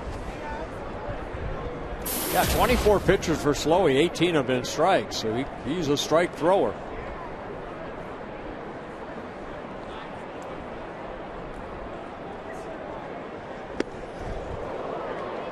2-0. All right, in your perfect world, where does Kevin Slowey pitch? Well, I mean, he went into spring training, kind of, looking for a job, really. I mean, I thought he was going to be one of the starters. I think when they made Brian Dunsing, his starter, it was between Slowey and Baker. You had Liriano, you had Blackburn, you had Pavano. So you had to put somebody in a bullpen, and they felt that Slowey would be the best one in that bullpen other than Baker. And Baker's, kind of, I think he and, like I said, Dunsing have been the 2 best pitchers so far this year. He's a nice guy to have out there, but he's had a tough time, I think accepting the role as kind of the long man. He came up with a shoulder problem, put him on a disabled list for almost a month. I mean, if he wants that back in that starting rotation, here's a chance right here. A Another foul pop, and Morneau watches it drift back into the seats. You know, sometimes it becomes a numbers game. The Twins went to spring training with 6 starters. Somebody had to go in that bullpen. But if he's going to occupy a spot in the bullpen, he needs to be available to pitch. Once a week out of the bullpen isn't going to cut it. He can't, the manager can't have him be available to pitch just once a week. To center, hit where Span is waiting for it. 1 down.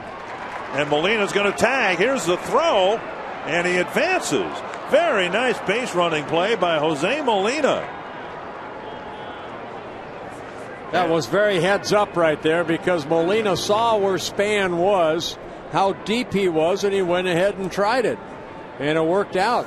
So Molina gets into scoring position now at third with 1 out. And that'll make the Twins bring the infield in. That's pretty impressive right there. Everybody knows he doesn't run well.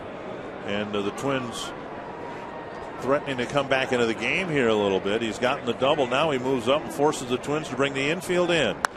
And there you go. Right there. That run is Jose Molina's run, because he advanced to third and forced the Twins to bring the infield in. And that cuts down the range of your infielders. And Patterson just slapping a breaking ball down past the drawn in infield into right field. And Patterson picking up his 19th RBI. Hard to quarrel with the pitch. It was out of the strike zone low, and Patterson just grounded it hard into the grass. And now here's Bautista. 4 home runs in the series, and 2 today, his last 2 at bats.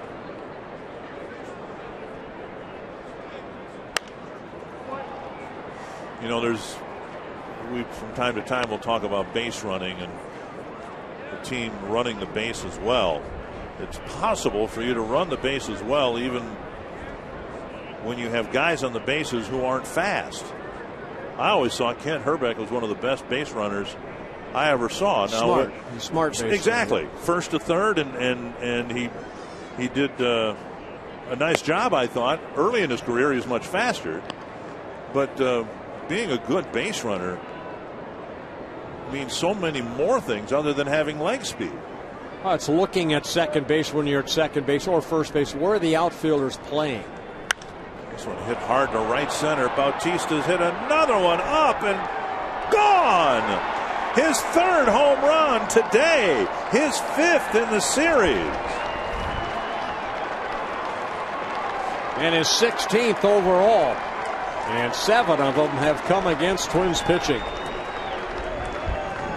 Not many right-handed batters in the year and a half roughly in this ballpark.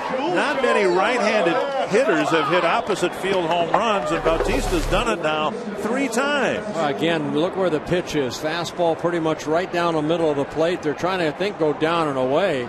And Bautista gets it airborne into the flower bed. Here's Encarnacion 0 for 3. So now Slowey comes in, and he's given up 2 home runs to Bautista, 4 runs overall. Ball 1.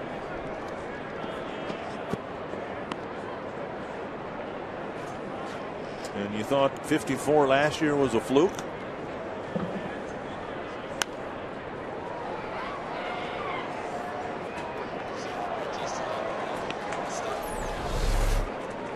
He just added 1 more to that total, leading the major leagues in home runs. That was 16. Bouncer to short.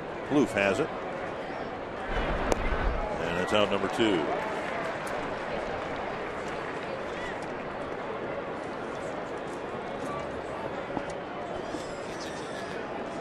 Back to our trivia question. I'll go with George Bell. Okay, and I'm going to go with Carlos Delgado. Very good. Ding, ding, ding, ding. Just remember, too many of them hit up against the tarp that tent thing they had hanging in the upper deck at the Metrodome. One strike to Aaron Hill.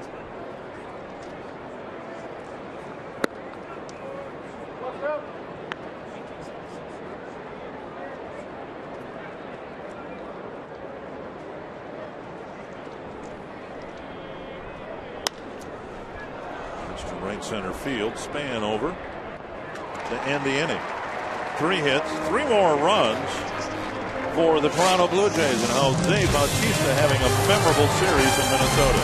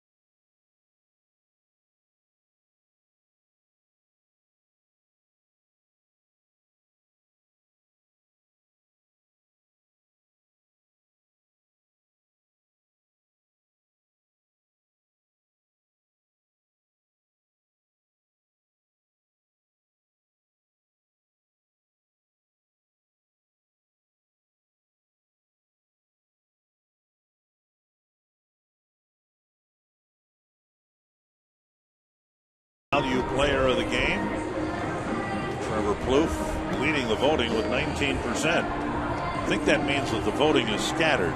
Text the word value followed by a space in the player's name to short code 234-234. Or some fans have gone over to the other side and voting for Jose Bautista. Which he should get a lot of votes. Well, Brandon Morrow worked the first 5 innings. Now Sean Camp coming out of that bullpen, a very solid bullpen. Combined out of that bullpen, 2.84 earned run average. 8 wins, 5 losses. Only the Oakland A's have shown a better bullpen as far as lower ERA on the year. Camp worked in yesterday's ball game. He worked 1 shutout inning. He worked the 11th inning. 11 pitches, 8 for strikes. Here's Kadire.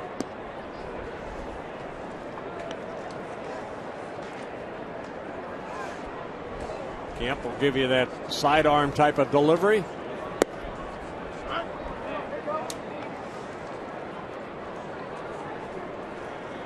One and one to Kadire. Drew a walk for his 7th run batted in of the season. 2-1.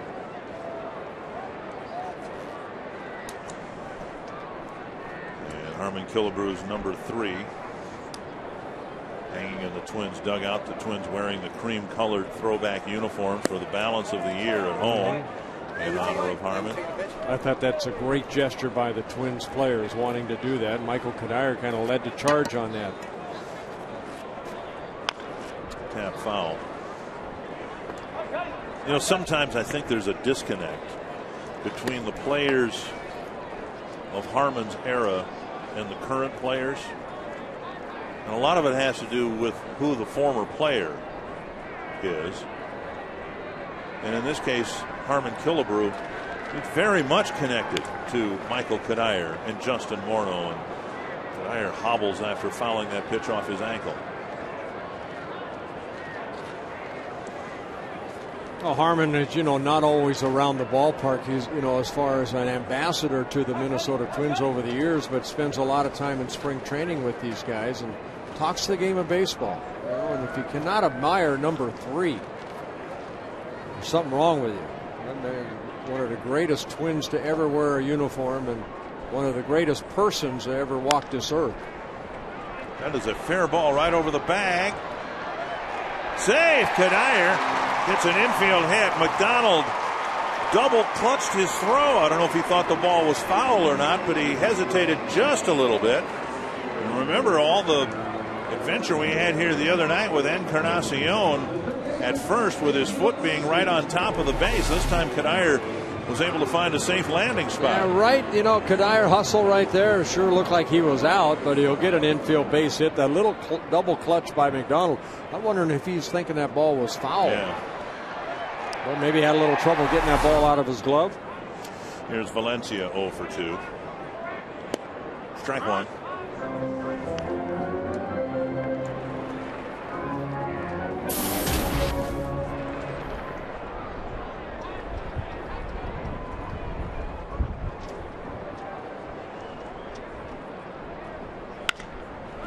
Backhanded by McDonald. Oh, what a nice play. And he starts a 5-4-3 double play.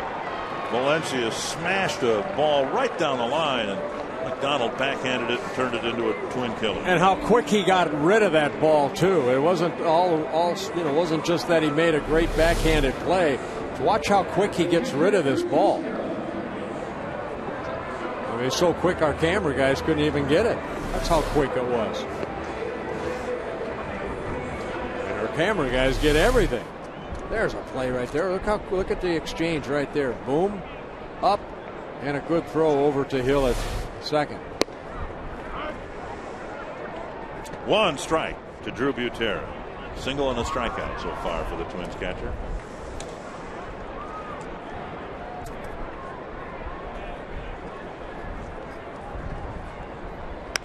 Right off the end of the bat. Squirted to Hill. That will end the inning. Twins get an infield hit for Kadire. Twins send just 3 men to the plate.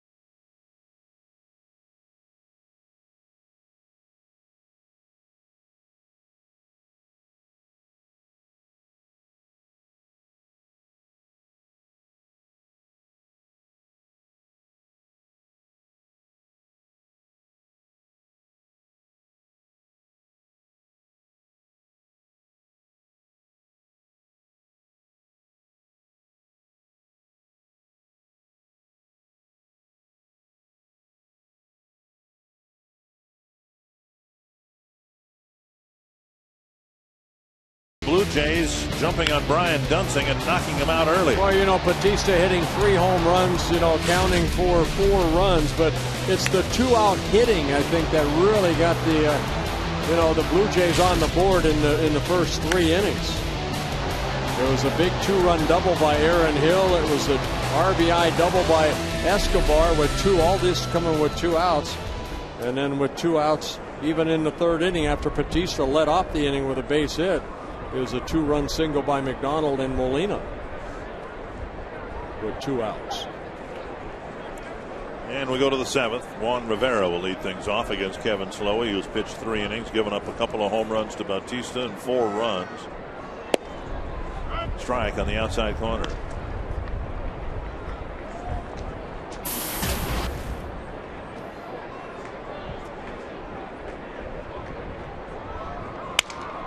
Splintered bat and a little roller to Valencia. Rivera thrown out. Most of the bat ended up in short left field. And the Twins have teamed up with the Minnesota DNR to turn broken lumber into new trees. Every time this year a Twins pitcher breaks an opponent's bat, 100 new trees will be planted in Minnesota state parks and trails. The Twins support the state parks. You can too. Learn more at www.mndnr.gov. Yeah, you don't see a barrel of the bat go that far. That was out in left field. It's getting sawed off. One hopper to Valencia, showing off his arm, throwing out Davis, 2 down. You know, the Twins have had a lot of injuries. Mauer, Young, Tomey, Nishioka. But let's not diminish the loss of Slowey, because the role that he was expected to fill has been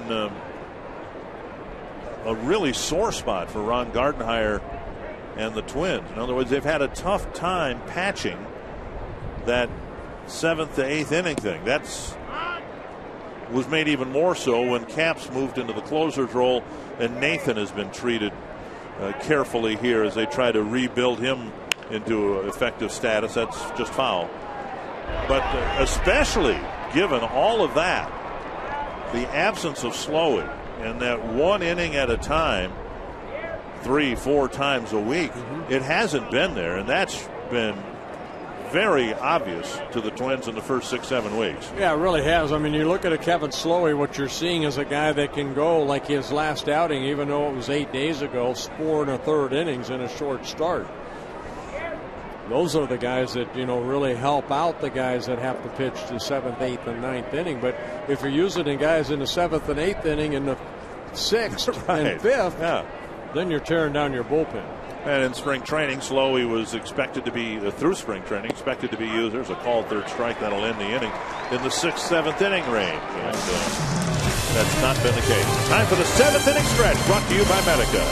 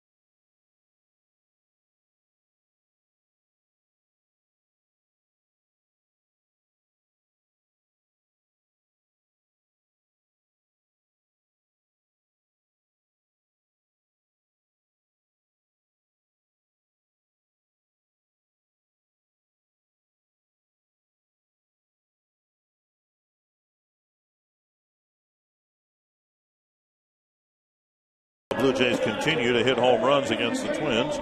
It's 11-3.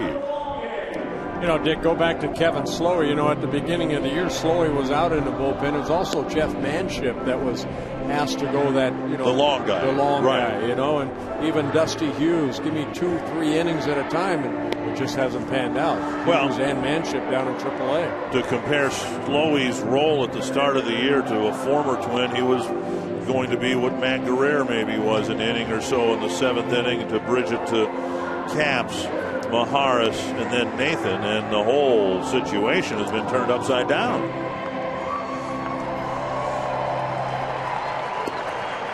A lot of kids here at Target Field on Kids Day. Well, the Twins got back to within 5, but then the 3 runs kind of took the thrill of the comeback out, at least for a while. And Alexi Casilla will lead things off against Sean Camp. Well, when you have a guy like Kevin Slowey, okay, use him as example right now, that can, because of the shortstop by Brian Dunsing, if he can go, he's pitched 4 innings, if he can go, into the 9th or pitch a couple more, what you're doing is you're letting some of those guys rest for tomorrow. Right. That maybe they're needed more tomorrow than they are in an 11-3 ball game.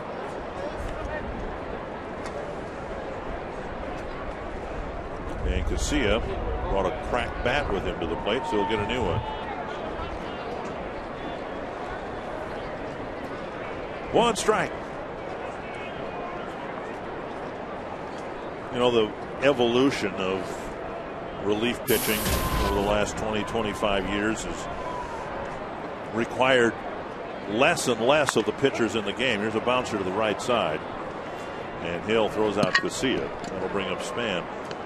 I've wondered over the last few years, the next trend, whether it might not be you have a starter who in essence is going to be asked to go through the lineup, say 3 times, and whether the next trend might not be to have someone whose job, instead of going 1 inning or 2, the way it used to be, the next guy would go 2 to 3 innings, to stretch it out a little bit, and then you would not use that pitcher for the next day or 2. And then you're going to end up like Toronto having a 13-man pitching staff, where your hands are kind of tied as a manager. I mean, look at Johnny Farrell. Okay, well, his lineup's pretty set, but you've got Adam Lind in there that basically he's got 2 guys on the bench. But to me, unless they expand the roster. Well, that might happen too, but it just seems like if you had, everybody knows who the starting pitcher is going to be. And if the guys in the bullpen knew that, okay, here's the first guy out of the pen, regardless of the situation, instead of matching up, righty, lefty, and are there guys on base and all that, on some level it makes sense to have someone who knows he's going to be the first out of the pen in the 6th or the 7th inning, and then his job is to go through the lineup completely. 9, so everybody gets 1 look at him, but nobody gets a second look at him. Didn't Tony La Russa try that with his bullpen one time? Well, he had the starter go 3 and the next guy go 3. And right. Fouled off the screen right in front of John Farrell. No, probably won't happen, but you wonder what the next phase of relief pitching is going to be. I'm waiting for baseball to say, okay, if you give me 4 innings as a starter, you got qualified for a win.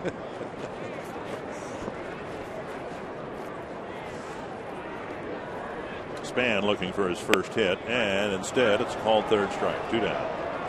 Well, Camp picking up his first strikeout, the 9th strikeout by Morrill and Camp here this afternoon.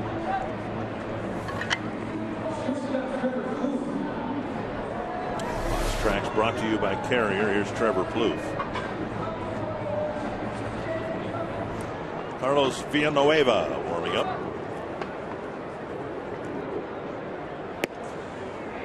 Strike 1.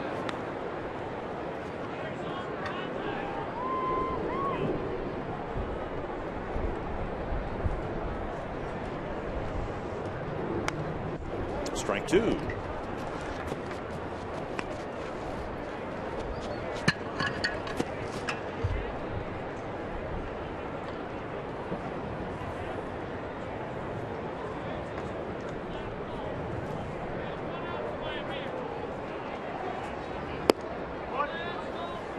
One and 2. Well, Trevor Plouffe has scored a couple runs. RBI double in the 5th.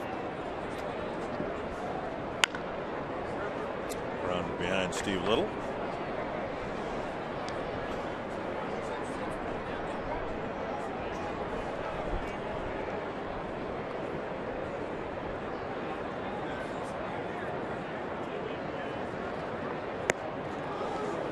Swinging strikeout. Camp has set down 5 in a row. He's faced the minimum through his 2 innings of work.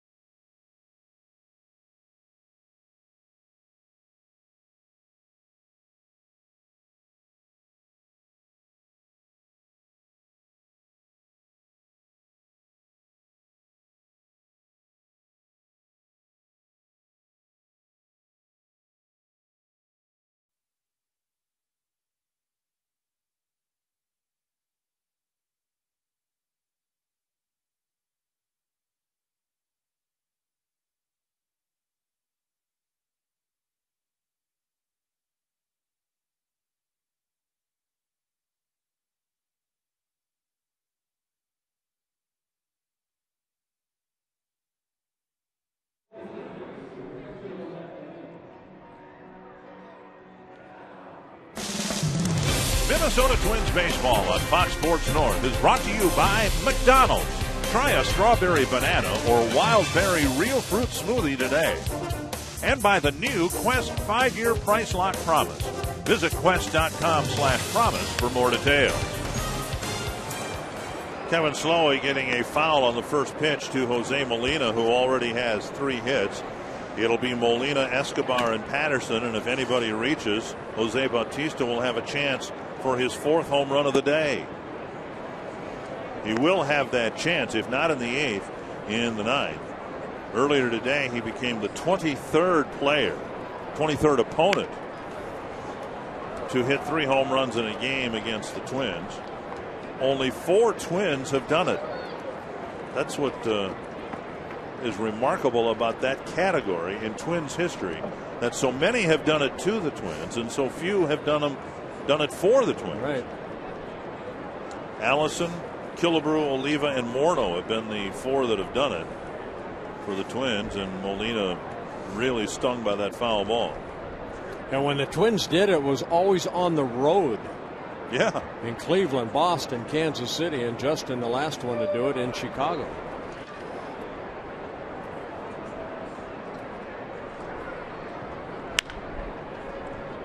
And that's a foul ball. The last opponent to do it in Minnesota was Darnell Coles, who, if he hit more than 20 home runs in his career, was I'd be surprised, and he hit 3 of them in a game against the Twins at the Dome back in 1994. 2-2 to Molina.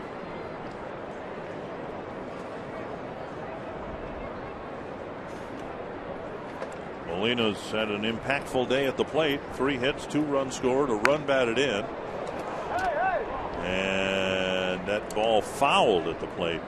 On a check swing, the ball off the bat hitting the batter.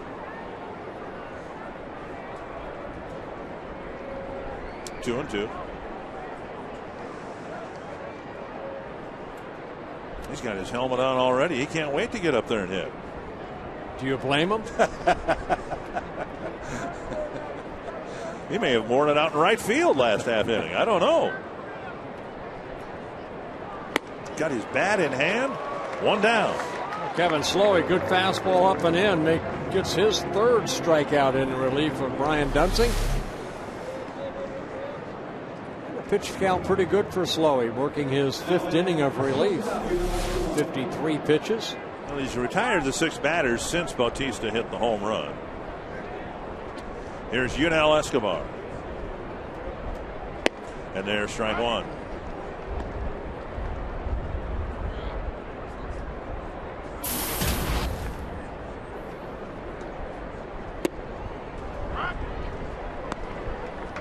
The dilemma the Twins have as they contemplate moving Slowey into the rotation is, who do you take out of the rotation? Right now, the White Sox are using a 6-man rotation because Jake Peavy is back and Philip Humber's been so good for them they don't want to take him out.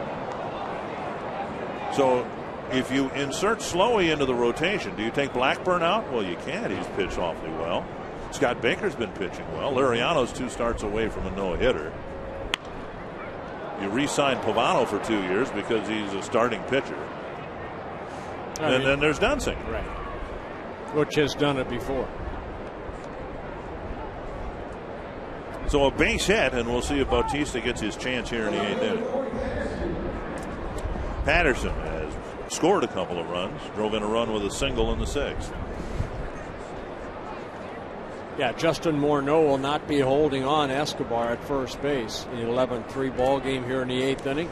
If he takes off for second, we'll have a bench clearing brawl. Popped up, and Butera back, but it spins back into the seats.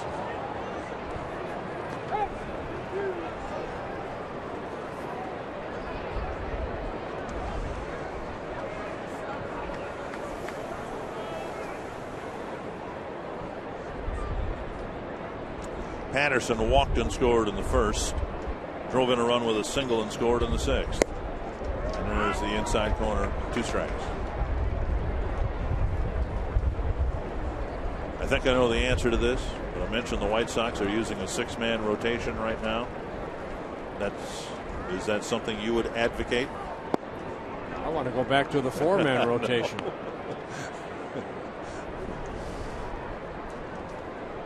Well, you got Mark Burley, who seems to be slowing down a little bit. John Danks has had a tough time getting wins. Gavin Floyd. Oh, that's tough. Pop up to Plouffe, fighting the sun and making the play. And here comes Bautista with a chance to make some history. He's hit home runs in his last 3 at-bats here, 5 in this series, and it was Carlos Delgado who did it against the Rays 8 years ago.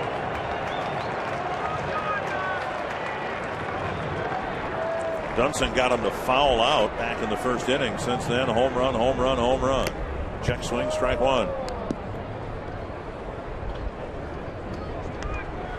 Well, I think what we've seen in this series is through Bautista, the Twins have had a game plan, but they have not been able to execute it. All the pitches that they wanted inside and up, they haven't gotten in far enough. There's Bautista going the other way with a fastball. 1-1. This is one of the guys, I mean, not the main guy. You go in over a meeting before a 3-game series and say, don't let this guy beat you. Check swing and a strike. 1-2.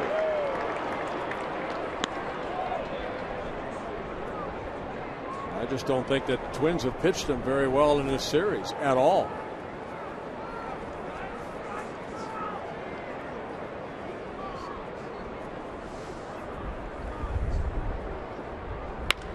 Bouncer to short. He hit a ground ball. And so the Jays don't score in the 8th, and more significantly perhaps, Bautista does not hit a home run.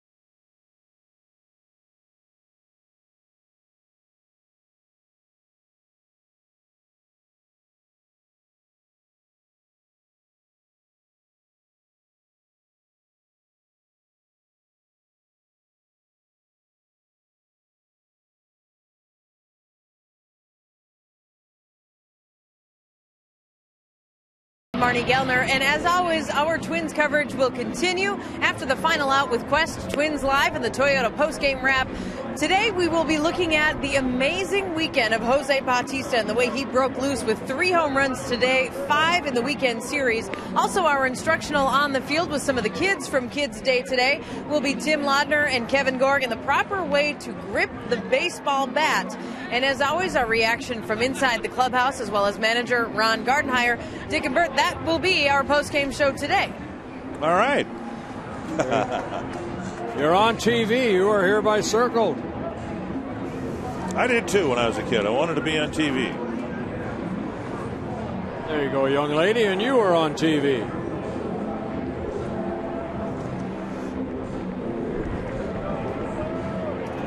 And you're on TV. A lot of circles, a lot of signs. Again, thank you for everybody that spent time yesterday and donated time to Parkinson's. for $100,000 raised. Very nice. Carlos Villanueva will pitch to Jason Kubel, who's 1 for 3 today, and there's strike one.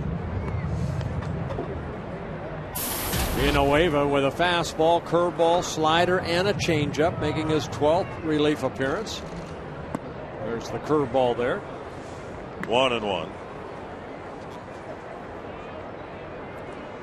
David Cooper's at first base for Encarnacion. Fouled away, 1-2.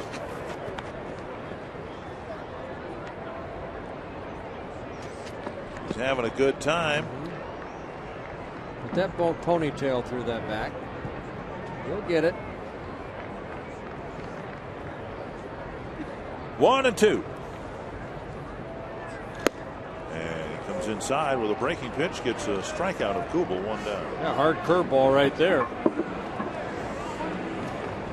Click on the Fan Zone tab on the FoxSportsNorth.com homepage and win unbelievable prizes. You can log on now to win a Kent Herbeck autographed baseball or bat, courtesy of Carrier, or a 12-pack of Pepsi Max and 2 Twins hats. If you'd like to join, it's fast, it's free, and it's all at the Fan Zone tab on FoxSportsNorth.com. Here's Morneau. Hooked a double into the right field corner and drove in a run his last time up.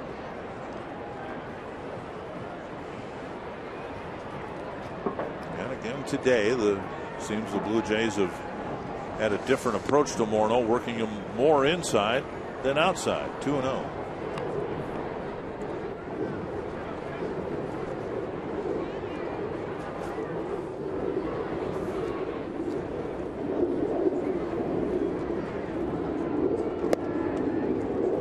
And now 3-0.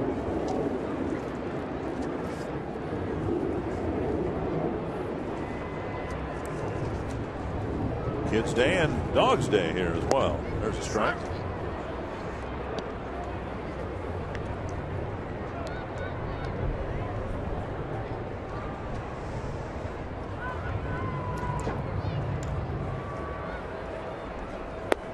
Way out in front of the off-speed pitch. Yeah, it's a good changeup right there. Villanueva coming over from the Milwaukee Brewers over the winter. Very good changeup. Justin way out front.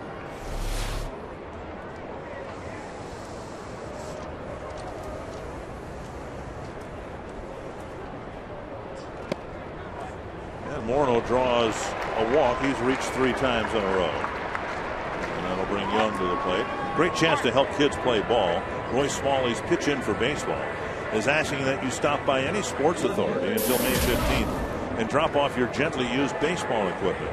You'll be helping out youth baseball. You'll also receive a $10 instant cash card from Sports Authority.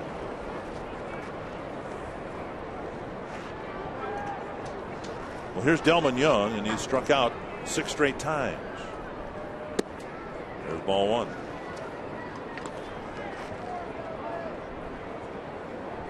Luke Hughes pinch running at first for Morneau.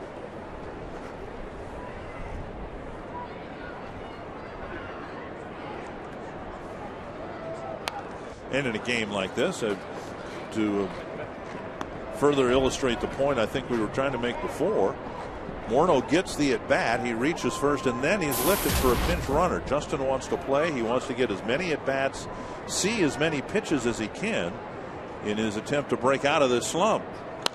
Foul back, and Young's up there with 2 strikes again.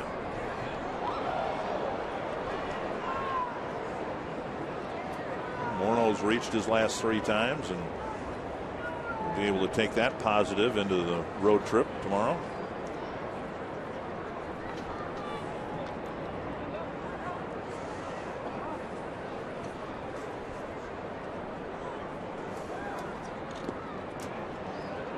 Molina blocks it, but Hughes advances nevertheless. Yeah, should be a wild pitch right there, allowing Hughes to get to second base.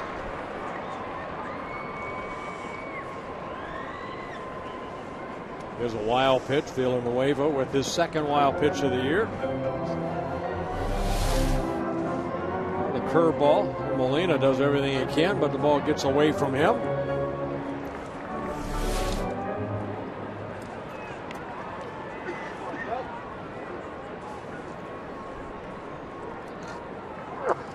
2-2. And Young puts one in play, weakly to second. And that's out number 2, but his string of strikeouts ends at 6. And that'll bring up Kadire. Actually, it will bring up Ben Revere.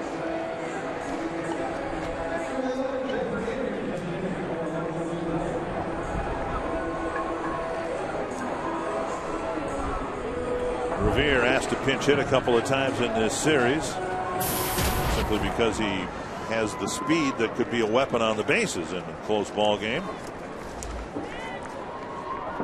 Revere hitting 3 singles, 18 at bats, a couple of hits as a pinch hitter. Yep, 2 for 4 as a pinch hitter.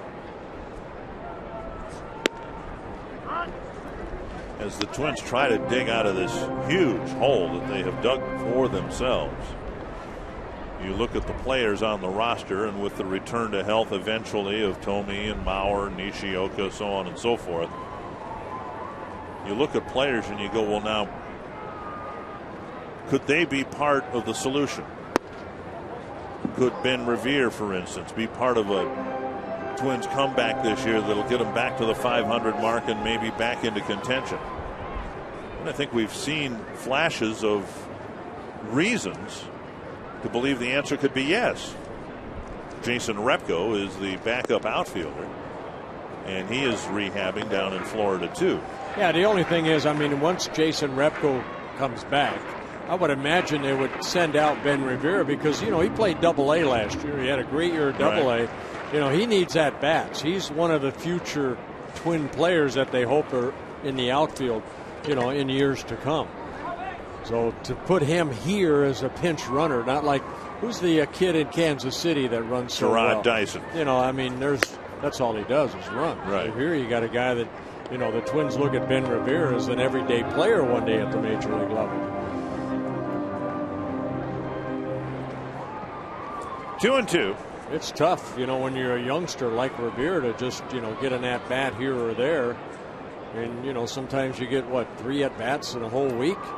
You go down to AAA and play every day. Checked his swing. The one thing he brings, and it, you know, is an encouraging thing for his future up here, he brings some energy. Mm-hmm. Yeah, well, he'll bring it in AAA too when he goes down there. He's only 23 years old. You know, Double-A last year, I mean, he hit 305 in 94 ball games in AAA, or excuse me, Double-A last year.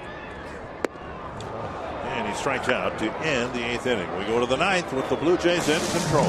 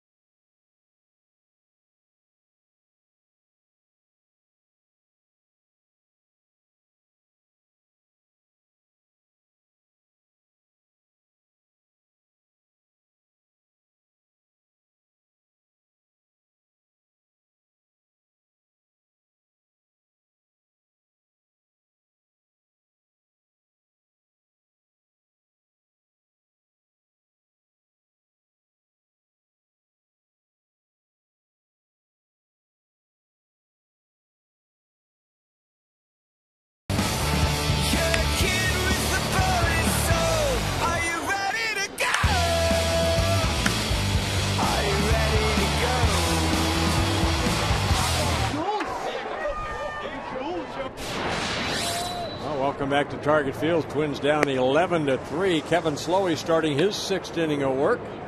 Some defensive replacements behind Kevin Slowey. Slowey's kept the pitch count down pretty good. 67 pitches, 51 for strikes. There's Matt Tolbert taking over for Danny Valencia at third base. To left center field, and Delman Young to the gap. Makes the catch, one away.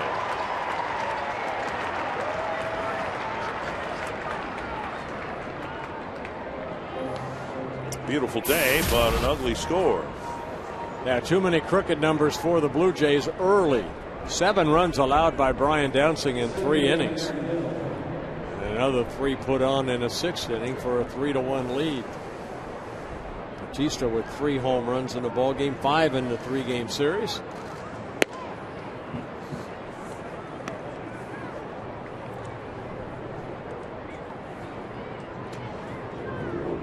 Aaron Hill, a couple of hits his first 2 times up.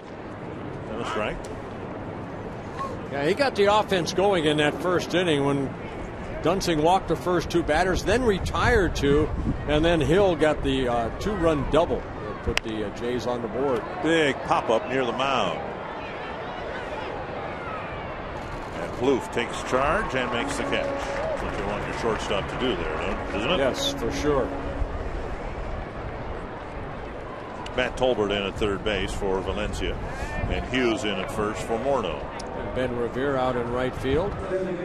Pinched hit for Kadire. So 2 down here, top of the 9th, and Slowey winning some points here by taking the ball and going 6 innings, giving up 4 runs, 3 of them on home runs by Batista.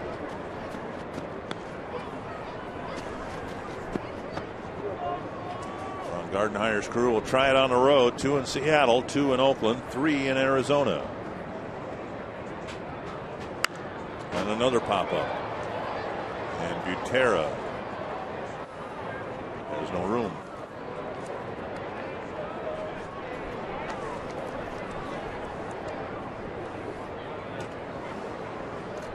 So Slowey, because he in all likelihood is going to finish 6 innings here, will be unavailable as a starter, would be unavailable for a while. That'll be, what you mentioned before, Dunsing back in the bullpen. Dunsing at 3 innings, Slowey here 6 innings. You wonder if Slowey will get a start next time out. And Young comes in to make a catch, a 1-2-3 top of the 9th. And Slowey finishes his 6th inning of work.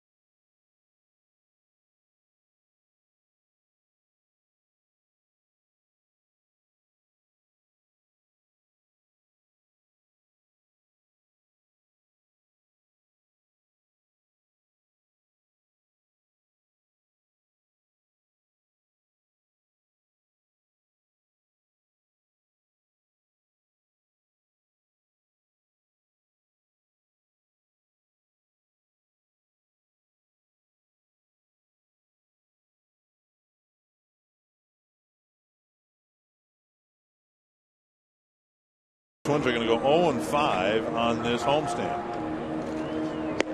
Fox Sports North supports the Boys and Girls Clubs. Join Michael Kadire at the annual Kids in the City event Thursday, May 26th at Target Center. Celebrate the accomplishments of the Boys and Girls Club youth by attending the event with sports celebrities, college athletes, team mascots, and a lot of other guests. Fox Sports North supports banner for more details at foxsportsnorth.com. Tavio Dotel will pitch next for Toronto. There you go, young lady. You are hereby circled. She must be Dutch. Suggestion is that she's Dutch too. Just a klein beetje, a little bit. A what? Klein beetje means a little bit in Dutch. How much Dutch do you know? Not much. Klein Beetje? Klein beetje. Beetje, klein beetje, just a little klein bit? Beetje. Tavio Dotel coming into the ball game, working the 9th inning. He worked in yesterday's ball game. Threw 14 pitches, 8 for strikes in 2/3 of an inning. Strike one to Matt Tolbert, hitting for Danny Valencia, then Drew Butera and Alexi Casilla.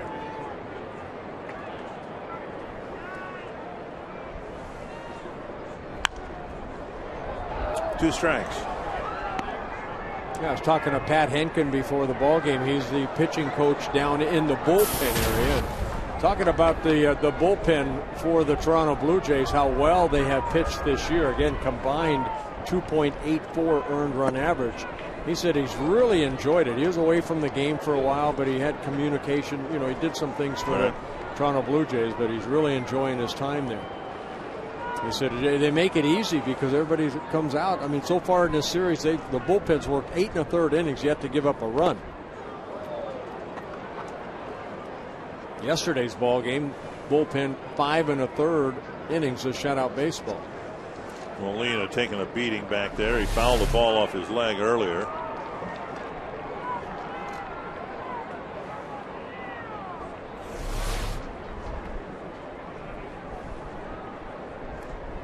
One and two to Tolbert.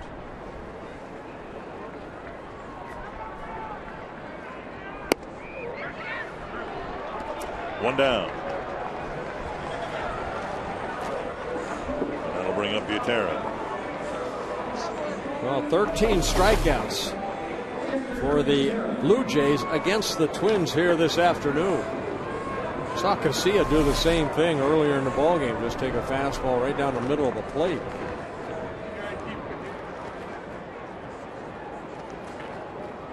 Is that paralysis by analysis there? Or what is that? Looking for something else, I guess.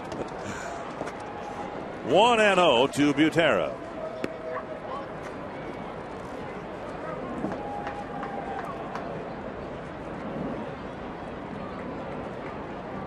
Twins finishing their 3rd homestand. They've all been losing homestands.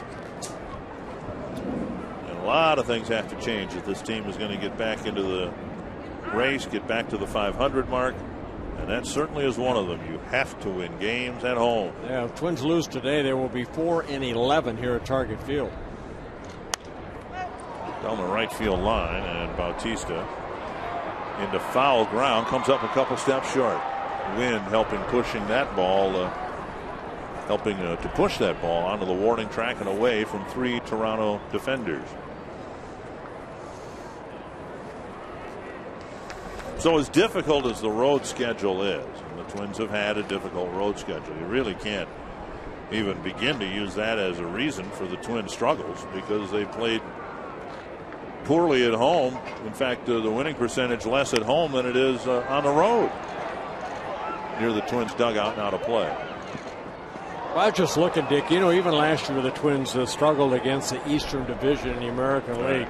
With a loss here, they'll be 6-18 against the Eastern Division, and the next time they play an Eastern Division team will be August when the Boston Red Sox come here. Right. So good. Get rid of them. Maybe the Twins will do better in the Western Division and in their division.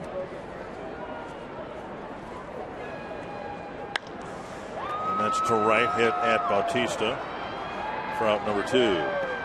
You can follow the Twins with MLB.com at Bat11 for your iPhone, iPad, Android, or BlackBerry. You get all the scores, stats, highlights, live audio, and more. Text at BAT to 31826 or visit twinsbaseball.com for details. Jim Pellinger just holding that up for you to read? Yeah. You don't. You can't hold it yourself? No. No. my music stand. Last hope for the Twins, Alexi Casilla.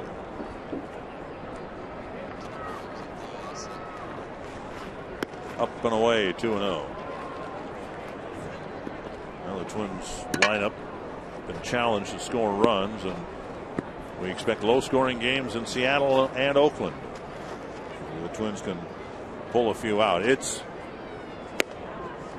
you know, it's obvious that the Twins team is simply incapable of winning some 9-7 ball games right now. It could happen, of course, but it's more likely that if they're going to win games, it's going to be 3-1 scores like that. That's into short left center and down for a hit. So Casilla keeps the game alive.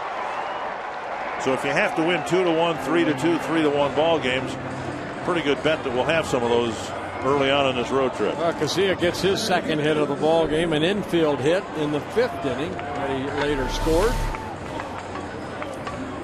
And a little softly hit into short left center. We'll give Span a 5th at bat. He's 0 for 4. And strike 1 to Span.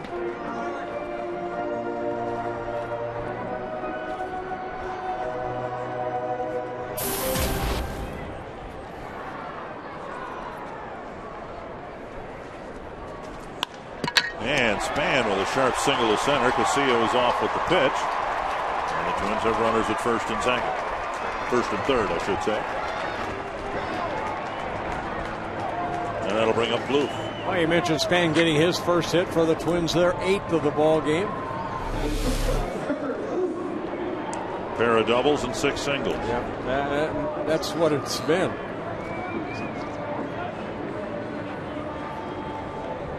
Twins sending Casilla because he wasn't being held on, and he was able to scamper to third. So here's Plouffe, who has a double. Morneau has a double. Ball 1.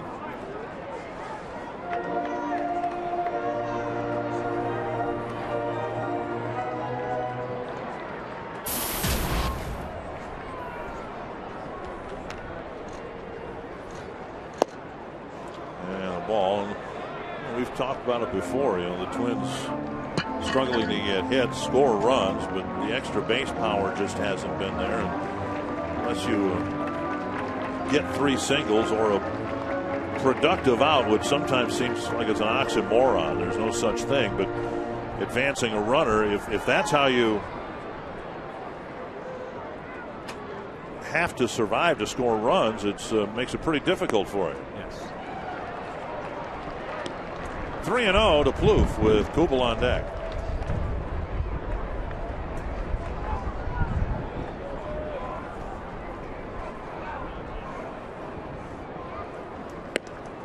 And we might be witnessing the greatest 2-out rally in the history of Twins baseball here. Here comes Kubel. Well, Dotel coming in, getting the first 2 outs on quick outs, but then Casilla's base hit, Span's base hit. Now a walk. The Twins load the bases for the second time in the ball game. Kubel 1 for 4, a couple of strikeouts. Solid single to center in his second at bat.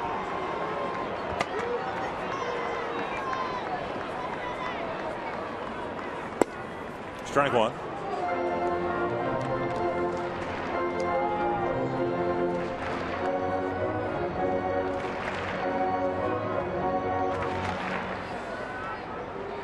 Hit a home run here and then reload the bases again.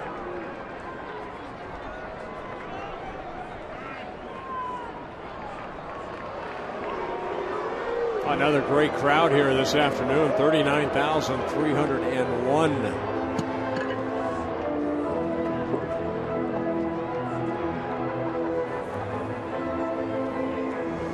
Kubel leading the club with 20 RBIs on the year. Added that total.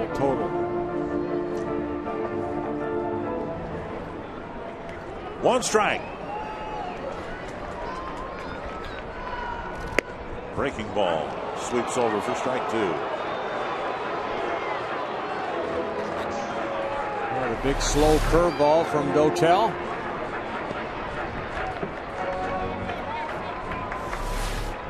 Dixon called it a strike. People thought it was high. Off the trademark and foul, out of play.